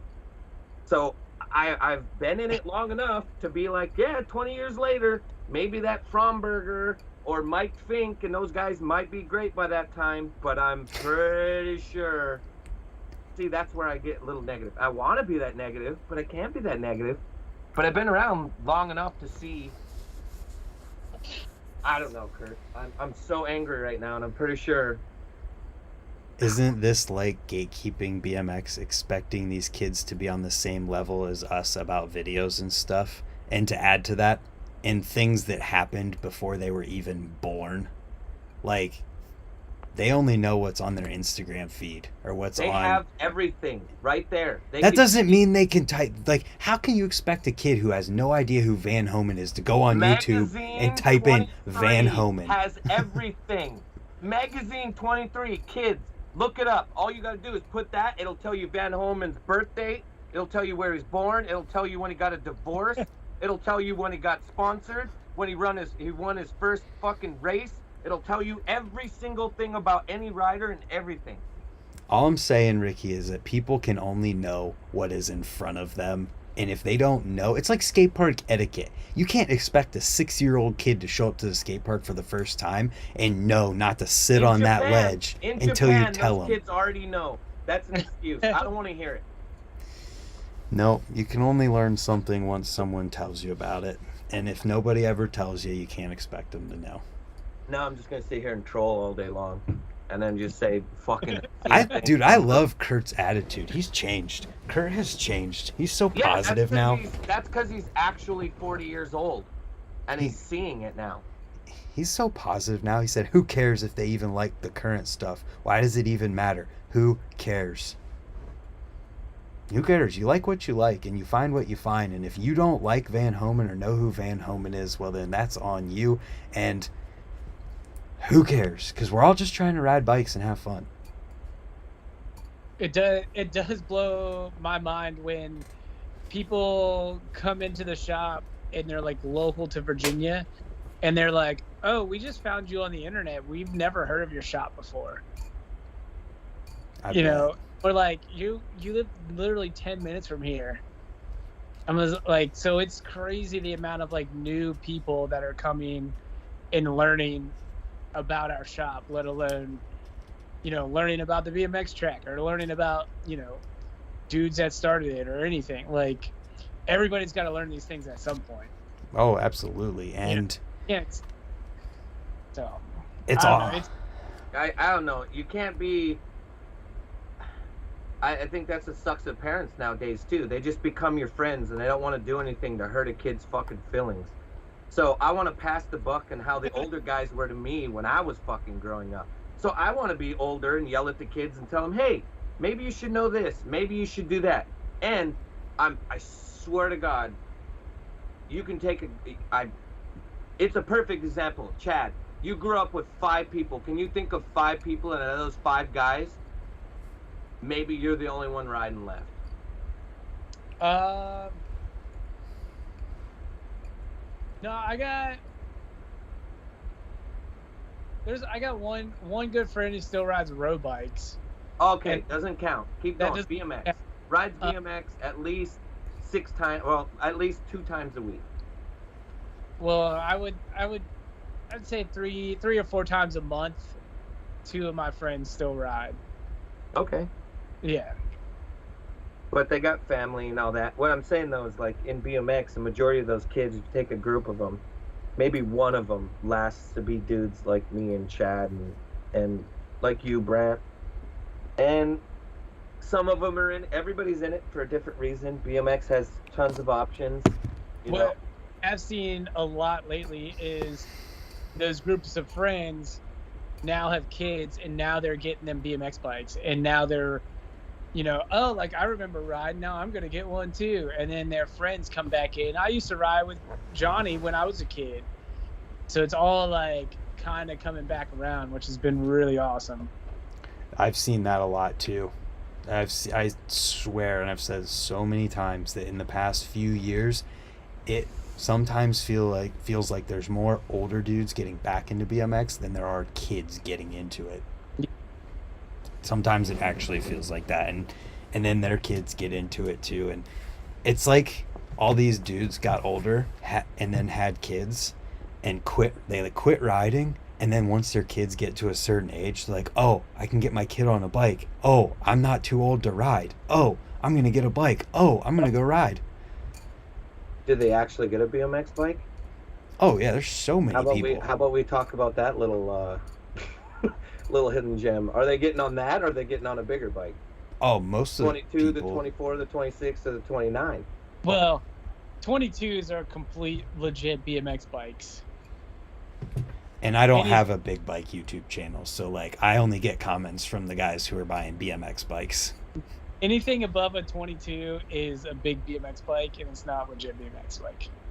It's just big BMX. Ooh, Chad, I want to hear your opinion on this one, because I feel like whether you're doing it on a beach cruiser, a dirt jumper, or anything, like we'll just say a rail, for example. If you got pegs on a DJ or a 24-inch or something, you're doing pegs on a rail, you are riding BMX, but not necessarily on a BMX bike. Well, there was that video of whatever, I don't even know the dude that did the rail on the 29 Right. recently. That's Jacob. Yeah. And he doesn't ride BMX, and he's never rode BMX. That's what is so fucked about that situation. He looked like he only had to hop like 3 inches because the bike's so big. But like, I don't know, bicycle or BMX stands for bicycle motocross. Like, it doesn't say 20-inch wheel motocross. Right. How big is a wheel on a motorcycle? Is it 20-inch? What Like, kind I of don't know, I'm motorcycle? just asking. There's a lot of different kinds of motorcycles. Yeah. You'd have to be more Yeah, so there's a specific. lot of different sizes of motorcycles. Like, I think BMX is more of like a lifestyle than like, hey, it's 20-inch wheels. Right, and so I feel like we think kind of similar on that. Like that dude doing the rail on the 29er, like that is BMX in my eyes, and how everybody was standing there and like going nuts. Like he could have been on a unicycle or a 20-inch or a 29er. Like if that same scene happened, wasn't even touching the rail because the bikes ain't made for it. The bikes are made like this, so you either have to grind back peg, bottom bracket, or front peg, bottom bracket. That's what makes those bikes like impossible to ride. That's why I love them, because it's a new way to ride a bike, and I can't do everything on it. But either way, I'm the only bike lifer in this whole fucking group. It's like getting ganged up on it. But at the end of the day, what do you mean? No one said anything bad about it. No, nobody said anything bad about it. But it's I don't know. It's a road where you come down and you find something different, where you're like, man, that old feeling I used to have. I found nostalgia, and it's riding a bigger bike. And I could see why Brad Sims and all those dudes are like, oh shit, mountain bike. Because it's fucking hard. That's it. That's the only thing it is. It's a challenge to them again. Dude, I cannot see myself ever trying to do that like in a dedicated way, only because I watch all of that stuff and I'm like, that would be so much easier on a BMX bike. Like I can't see myself wanting to do something on a different bike that is just harder. I built a dirt jumper, I don't know, 8 years ago. Yeah. And I rode it a good bit for like 6 months. And I think it was solely just because it was like a new bike and it felt different. Mm-hmm. But I went back to my BMX bike. I didn't like it after a while. After that new feeling rubbed off, I didn't like it. Dirt jumpers at the trails though is like a cheat code. It's 100%. so much easier. And anything under a 29 is a cheat too. So when you ride those big bikes, if you're riding something underneath it, anybody could bunny hop 360 a 26er, but a 29er, grab one of those bikes and have mixed stuff in and all them. Try to bunny hop 360 that 29er. It is fucking impossible. Dude, Jojo rides trails on his 26-inch fixed gear. Like he can do anything. Like pedaling in the mid transitions because he has I'll to. give him $100 if he can do a bunny hop 360 on the 29er, no tire tap, straight up. I will Venmo him $100. All right, we'll get it tomorrow. We'll go live tomorrow. If he gets on the throne and he does it completely, both wheels in the air, he will be the first person I've seen do it. Brad Sims couldn't even 181. It was hilarious. I should have just filmed it. Billy Perry, all of those dudes, when they come over, I just tell them to get on the bike and try it, and they all just like, oh, this is gay. But yeah, Brandon, I'll send you when I get off here. I'll send you the video of JoJo jumping trails on his fixed gear. He should have went through all of them. I did watch it. I got mad at him. I was like, dude, you're pedaling through the middle of it. You could go all the way. What are you doing? So what I want to know is, has he done a no footer on it yet over a jump? On the fixie? Yeah. No, 4 times. Oh my gosh. Can you imagine? You're pedaling. You jump, take your feet off. Your pedals keep going, and then you catch and keep going and keep pedaling. He's insane on that thing. How do you pump while you're pedaling? I don't know. I never done it. You can pause while you're not on the ground. Like you can hold it. Because the the pedal pressure, you can hold the pedal pressure while you're in the air. It's not as hard as you think. It's just confusing because your mind's used to a coast. Well, I guess if your trails are built well, it's just gonna work. But like the trails we have, got good trails, trust me, they're built really well. What I'm saying is like the trails, the ones we have here in Ohio, you have to pump like pretty good to be able to get through them. So like I feel like it'd be way harder to pump while you're pedaling than if maybe you had a downhill set where you don't have to pump as much and you can just keep pedaling. Richmond's trails are sick. I've seen the videos and stuff. They're very family friendly and a lot of fun. It's awesome. I was not trying to slight the trails at all by saying if they were built well. I was just like going through the possibilities in my head of how this could be possible. I died on the section over by the train tracks. Yeah. The ones by the racetrack. when you told me and Oscar to show up to him. Yeah. And then obviously we don't know what we're doing. We didn't even look at him. We just went through the small section, then the second section, and then I hit the tree. Like it went like 1 and then 2, and I died on the big section. And then Oscar got through almost, they were finishing the big huge one, and Oscar clipped it. And then they came up to us and they go, yeah, the only team that ever came through here that never looked at the trails and just went was some dude named Brian Foster that rode for Merritt. And I was like, yeah, we're the C team that rides for Merritt. Oh, before I forget, I found the new name for this show.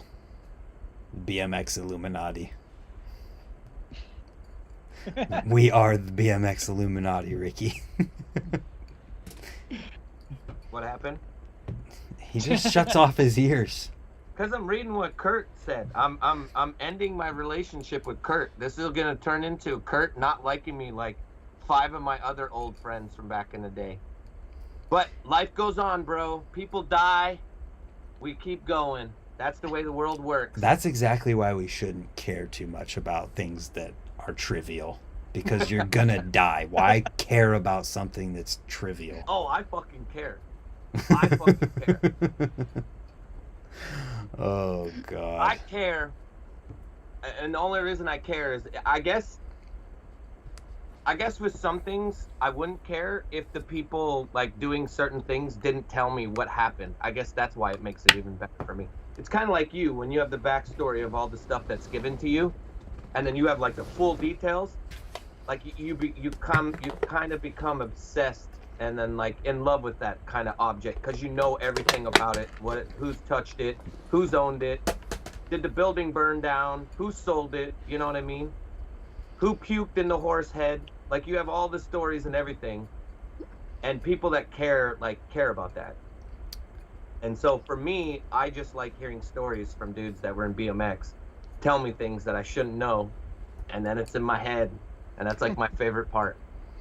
Chad, when I visit you, we're going to have to do like a 10-part series on stories from everything that you have in there. I'm going to have to like chop up this tour into like 10 different parts because I want to hear these stories. Yeah. First of all, credit to Jeff Mead for the BMX Illuminati thing. And Kurt makes a great point. He says he still loves you, Ricky. He can disagree with you and still be your friend. And that is, I think everybody should remember that. What's so great is we've done this since I first met him. I had a broken collarbone, and I went to Spokane, Washington in 1999, and I met him at the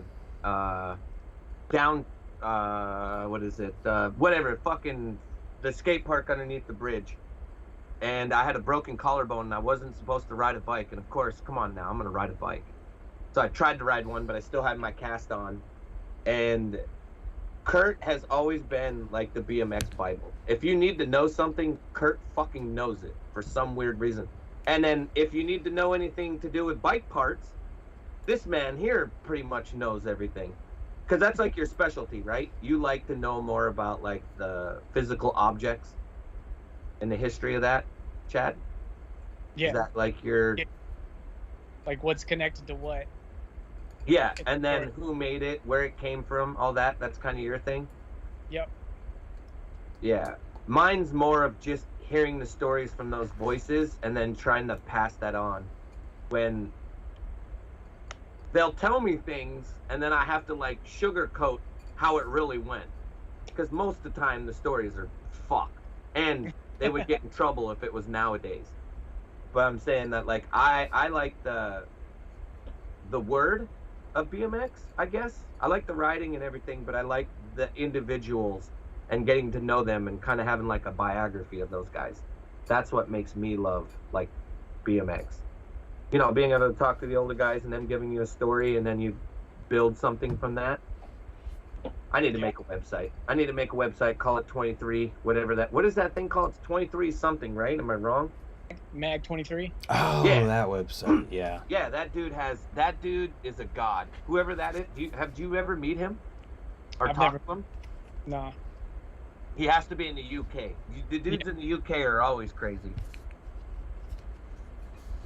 My favorite BMX video, cheese. I don't know why, but I love cheese. Building the underground. Really? Yeah. Trails. That makes sense. Yep.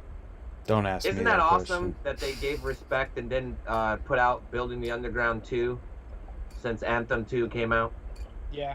Anthem 2 was so good. Oh my god. Yo, role models. I don't know why. Or Thunder. Oh my god, Thunder. Yeah, Thunder's good. The trails in that, when they were at the 7-Eleven trails, like Robbie and Ronnie Gasca and all those guys. I can't name the other Long Island trails. See, that back when we were growing up, you had to ride everything. Like in the early 90s, mid 90s, you know? You would have pad sets and number plates on at the trails. Because you just came from a racetrack. I got kicked out of every racetrack because I would never race. I just fucking fucked around. Plus, I hated taking my pegs off. And putting brakes on. Do we cut out? You there, Chad? You alive? You muted me. Nobody's muted. Oh. Yeah. We just had a pause moment. Everyone just was quiet for a second for the first time in this whole conversation. BMX Trickmaster, I'm 39. I'm like, homeless trash is pretty good. Have you seen the video Beer? From your local area? That was from around your area, wasn't it? In Virginia, the one with Adam Batten when he was younger? Was it? I don't know. I haven't seen it. I don't know if it's Baltimore. It's like Baltimore and like your area. Tomorrow, I got it from the best person in here too, which I love. Jeff Mead gave it to me, not realizing like how important. Like it's like a gem. That's got to be something to do with Mike Forney. It is, exactly. It's their one video that they made, but it's like it's one of those like rare ones where like Stairs or Grizzle. Yeah. Like you can get Props 1 easier than you can get Grizzle or Stairs. I swear to God. One sealed in plastic. Yo, let me get that. That's the one I want right now. I'm telling you. Any of you guys know that? I definitely. This dude's got Props 1 sealed, unopened, which I give away all my doubles and I keep most of my seals. I got so many sealed. Not that good one, but that is a really good one. Speaking of Jeff Mead, he's been asking questions that I just haven't asked the entire time. So he said, I'm just going to go through all of them right now and you're going to laugh, Chad. How does Chad feel about hydroformed standing platforms? How does Chad feel about 52-18 gear ratios? There's more. Just got to find them. Oh my god. Yeah, I can't see any of the comments. Right, and I haven't asked them because they're so ridiculous, but because Ricky called them out, I wanted to Brant, please put some glasses on right now. The fact that you aren't wearing any right now is killing me. Okay. Yeah, there we go. The 52-18 California race gears. Ugh. There's more. How does Chad feel about Guar? Oh, well, tell him to come to Richmond. I'll take him to the Gore Bar. Oh my gosh. I don't know if any of these are actually serious or not, but they're funny. There was more good ones, but I had to find them. Ooh, L's Bells. Anything to do with L's Bells is amazing. Yo, so, like, obviously I talked to Rat Boy and stuff, and I was like, yo, what happened to that Brandon kid? Remember on all the old videos was that little kid that was sponsored by Standard, and they made him that little tiny frame, and then it was Gonz's son, and then that Brandon kid? That dude still rides. Yeah. I need to get a video. I need to get a photo or something of him because it would be great. And then Pat Murphy still. Do you know Pat? Did you know of Pat Murphy? No. You didn't pay attention to like the Skunk Bros, like the Smoker Dave, the Gons, Eric. Hillstead. Never mind. You gotta remember, a racer trail kit. Yeah, those Pat Murphy is the dude on Road Fulls 1 when they went to Arizona and or Road Fulls 2, 1, and they go to the trails, and then the one guy's like, "Yeah, I'm Fatty Patty," and they're at the trails in Arizona, and then they're like, "Don't let the Gons in here. He's gonna fucking steal our shit. Don't let the Gons in here." If you watch Road Fulls 1, if you get bored, Fatty Patty is a dope trails rider. Yeah. How does Chad feel about helmet headphones?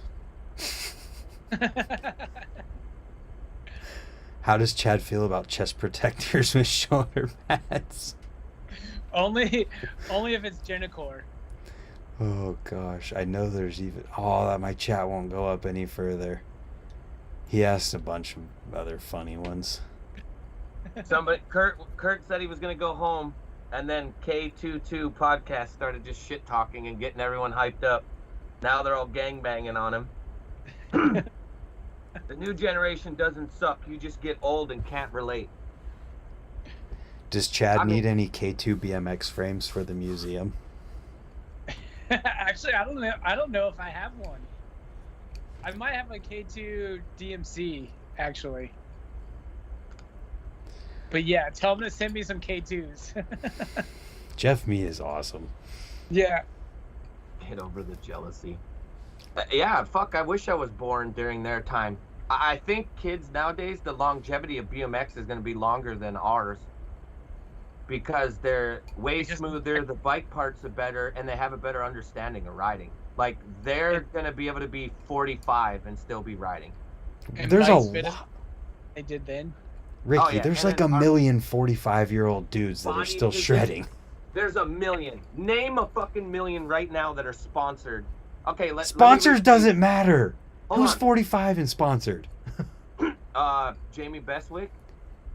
He just ordered from us. You're only talking about the best vert rider in all of history. Let me rephrase my question.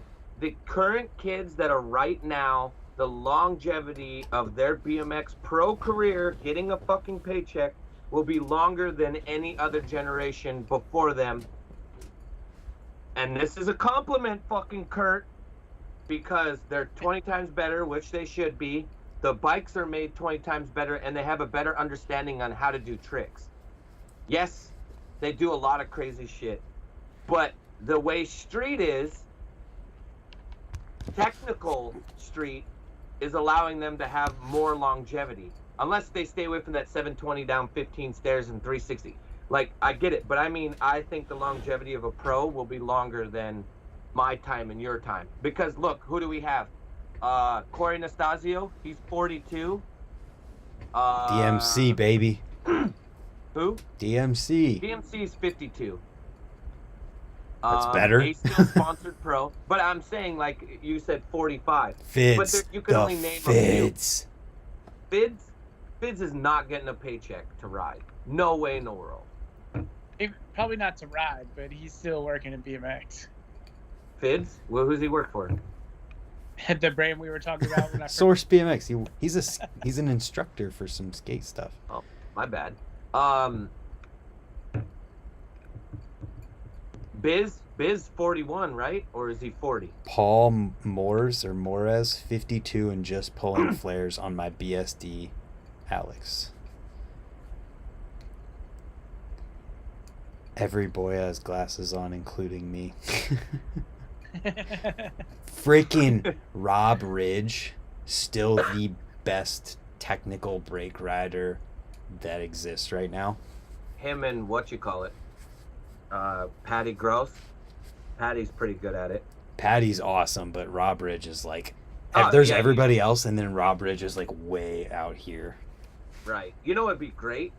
Do you think if this is just a weird thing because I'm fucking weird. If Dave Osato came back and gave him 6 months, where would you rate him as a lip lord? Where would you put him? I bet anything. Okay, I don't know if 6 months is enough time, but it might be. It depends on how much you ride in 6 months. You see the last Instagram clip he had? He did a freaking He hadn't rode a bike in like 5 years and needed a tail whip to manual to like nose pick and then back into the So quarter. 6 months is probably enough time. I don't know that he's back at his former like level by 6 months, but he's definitely gonna be doing some absolutely insane stuff in 6 months. And then we always forget about the one guy that rode for GT that no one ever talks about and is one of the greatest lip riders. What the hell is that dude that rode for GT? See, You don't even know him. Because I have people in here to help me. Ron Wilkerson? No. That was just the last name in the He had chat. those ugly ass hands. Somebody in there help me out. Who's the dude that was on GT? Somebody. Oh man. Yeah, Guys. Huh? Trevor Myers. No. Fuck you Rob guys. Nolly. Oh, Huh? Rob. Rob Nolly. Why did you do that to me? All right. Say Rob Nolly. Rob Nolly came. Well, Rob Nolly is still around here. Yeah. Patty Nolly's Gross, Rob amazing. Nolly, Dave Osato. Who wins? What is the competition? Lip Lords. What? You gotta be more specific. 6 foot quarter with a 10-foot wide deck. What is the challenge? What's the What are we judging on here? A game of bike. Oh, a game of bike. Game of bike between those three. They just have the lip. Obviously, Rob Ridge smokes all of those fuckers. I'm right? gonna say whoever gets to go first is probably gonna win. All right. Let's make a rule, because that's honestly with the game of bike, it is always whoever goes first that usually wins. If we can make a rule to get rid of, like, I don't know how to make it, but anyway, if you had your honest truth, don't give me that. Who do you think would win in that? Osada. Somebody said Diz Hicks. That'd be hilarious. Tobias That's on a what are those Wilkes. things called? The banks or whatever. Or, I'd have to go with Nolly. you go with Nolly? Yeah.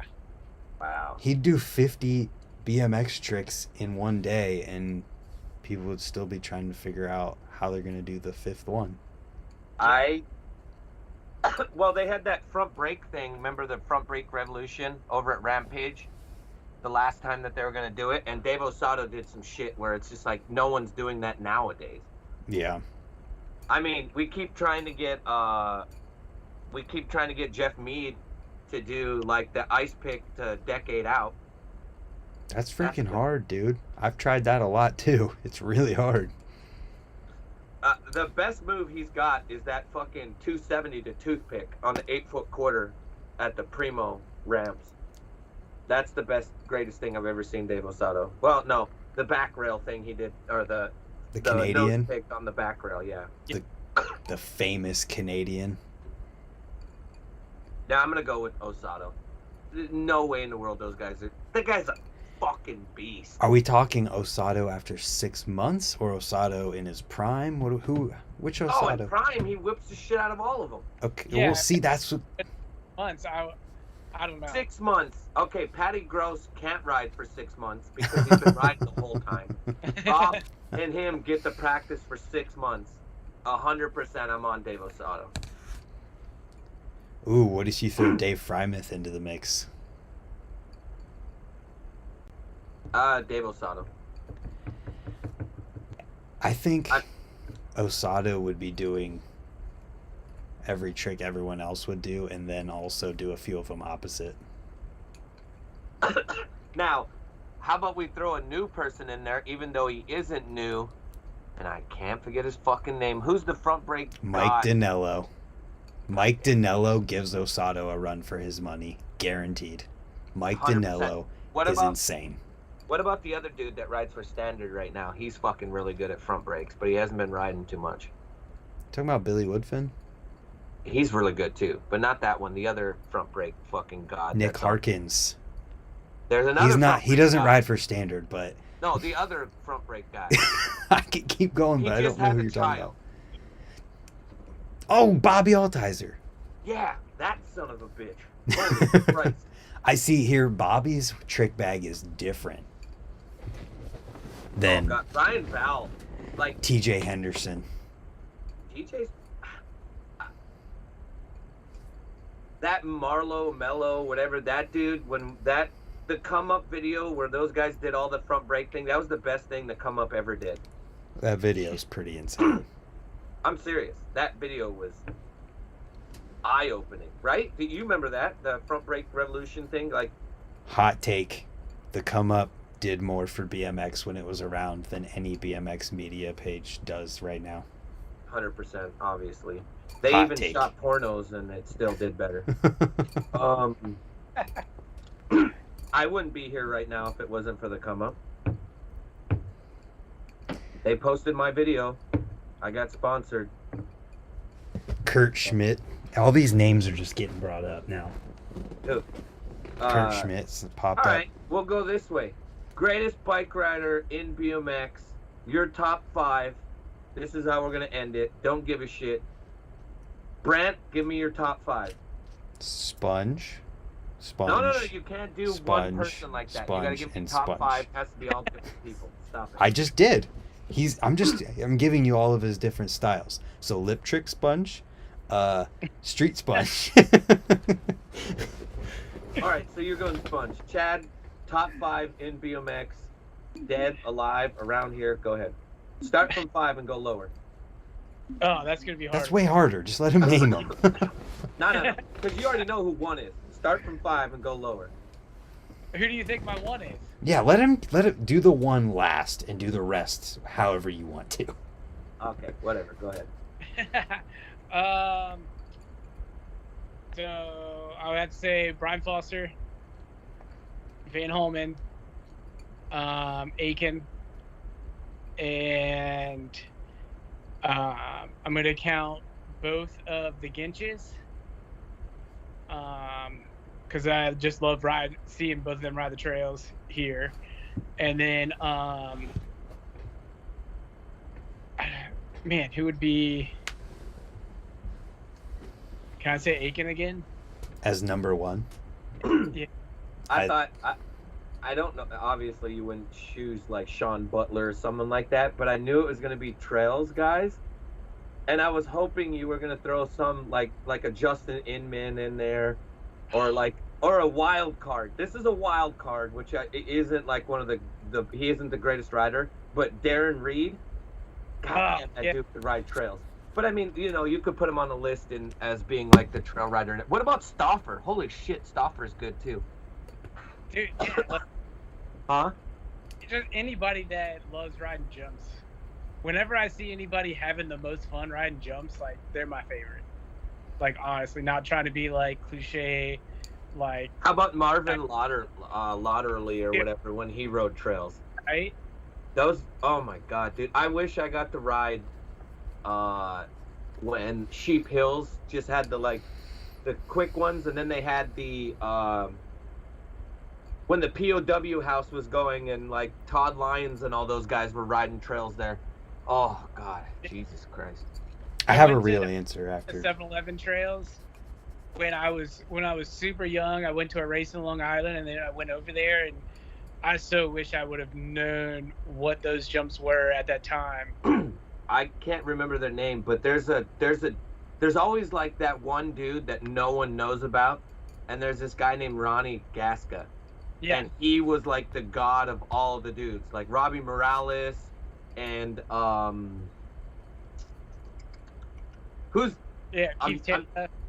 Keith Terra and all those guys looked up to him.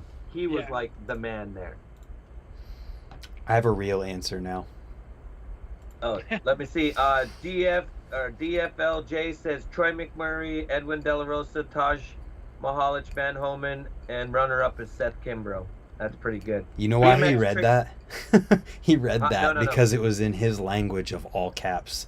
Matt Hoffman, Trickster said Matt Hoffman, Dave Volker, Chris Kyle, Garrett Reynolds, and then BMX himself. Trickmaster. What's just dope about that is you can almost tell people's ages by the people that. Oh, definitely. So I'll give a top 5. Sponge is absolutely still gonna be number 1 forever. But if I have to give in all of BMX best ever, I'm gonna go Garrett Reynolds is on the list because it seems like he can literally just do anything. Park, street, whatever. Dennis Anderson's got to be on there. Obvious reasons. Jay Miron's on the list. Jay Miron can't not be on the list. Mira should be on the list as well because obvious reasons too. I don't know that maybe best. I mean, obviously people say greatest of all time is Mira for good reason. But I think if I was forced to pick like most well-rounded best rider in all of BMX, I would say Tom Justice. Now? Yeah, because I you know, you haven't really seen much street from him, but if you ride at the level that he rides at, there is no possible way that he would not murder it riding Does he street. have trail clips? He's rode trails, right? Look at the way he rides at a skate park with box jumps. There's no way you can't translate that to a dirt jump. God, mine is bad because my top 5 is all mid-school riders, 100%. I can't even add, like Hoffman ain't there, Mira ain't there. Like, I it's so weird. Like when you choose, and you can go into, you know, like best street, best dirt, best flatlanders. I can't do best racers. Obviously, Gary Ellis. I like Tim Judge because he had the best one-footed tables. Maybe you know who I'm talking about. My top 5 is just all mid-schoolers. So, and it goes something like this. Number 5 is Dave Frymuth. Number 4 is Taj Mahalich. Number 3 is Joe Rich. Number 2 is Dave Osato, and the best bike rider to ever touch a fucking bike, period, better than everybody in the whole world, Jay Miron. Number 1. Oh, Josh Harrington. He's hard to keep off that list. That's mine, and I've had this like conversation with like a lot of people, and like they're always like, well, where's Ruben at? And that's a really crazy one because like if I could do a top 20, I think I could squeeze what would make a really good list. Because, like, obviously Volker needs to be there. And, like, people forget about what Eddie Fiola's done. But if you took everything, like, as the top, like, what they brought to BMX, how good they were, contests they did, companies they rode for, new tricks, like, you brought everything, that's kind of how I went with the riders that I chose. Like, because Dig was going to do an article of like the best riders, and I was like, oh fuck this, I'll write my own. So I just started doing like homework, and Jay Miron just comes up on top on like a lot of things for me. It would be interesting to think of this in terms of just pure ability on a bike, nothing else. Pure ability, Matt Hoffman. Fuck, that's holy shit. Would it go like X Games gold medals? Jamie Bestwick? Garrett Reynolds? Here's a crazy thing. Somebody showed me a home video Shaun White? of 1989 Matt Hoffman doing a 540 rocket no-hander. Put that in your head. Like, there's so many and I was like, I never even thought, like, I was like, oh, it would be cool to see somebody do like a 3, you know, like, I've thought of maybe somebody doing a rocket 540, but the idea that he threw a no-hander in there with it is just, yeah. Hoffman is so great. Obviously, you have Eddie Fiola. He brought it a lot. Ron Wilkerson was so great for the place. Dave Mira, obviously. I think Dave Mira's made BMX what it is today, kind of with just purely ability on a bike. Take away influence, take away impact, pure ability while riding a bike. Matt Hoffman. For me. He's done so many firsts, invented so many tricks. Yeah, but I almost feel like that's not a fair thing to say because there's people who ride today that if they rode at the same time as Hoffman might have done the same thing. Yeah, but then it's also like Hoffman can't really ride trails. He fucking killed it in the 1990 Meet the Streets at the Mission Trails over the big line. he was doing backflip no-handers and no one could even jump it. Yeah. And he could do flatland. And he was like, either way, I think if we go now, yeah, like Garrett Reynolds is like impossible. Well, fucking Dennis Anderson's really close to smoking. Actually, Rick Molinterno has more number ones in all genres of BMX. Really? Yeah. Because he beat the shit out of everyone and intimidated them, or because, or was it the mullet? Definitely the mullet, but like he's won more freestyle contests and races than anybody. Interesting. That's one way to like gauge it, but like even taking that out of the equation, the rest of them, I know that. Like when you just look at someone's pure ability and skill on a bike, no medals, no first place anythings, no influence, impact, or anything like that, I feel like it's a totally different story, because you have to have Hoffman involved with this just because of everything that he did. But then you take away all of the credentials and qualifications that are those things, and it makes it way different. Yeah. Oh, that's hard. Someone Chase said Quinn was pretty good at flatland. Nobody see, we're not even adding flatland in here because flatland's fucked too. It doesn't make it like the best bike rider in the world. No one's gonna go Chase Quinn, best bike rider in the world, because everyone thinks biking is like jumping. You know what I'm saying? But that's almost why you have to like. How about this? You know how like MTV, or not MTV, but what's that music channel that made the Rolling Stone did the top 100 bands? And everyone was like pissed off by who like was like in the top 10 or the top 5. Well, what do you want to bet that they did that on purpose just for everyone talking about it? Yeah. They know what they're going to do. Like if we made that list, like you could on purpose put someone so ridiculously not like deserving of being at the top just so everybody gets mad about it. Are we allowed to say certain people's names on here? Yeah, you can say anything you want.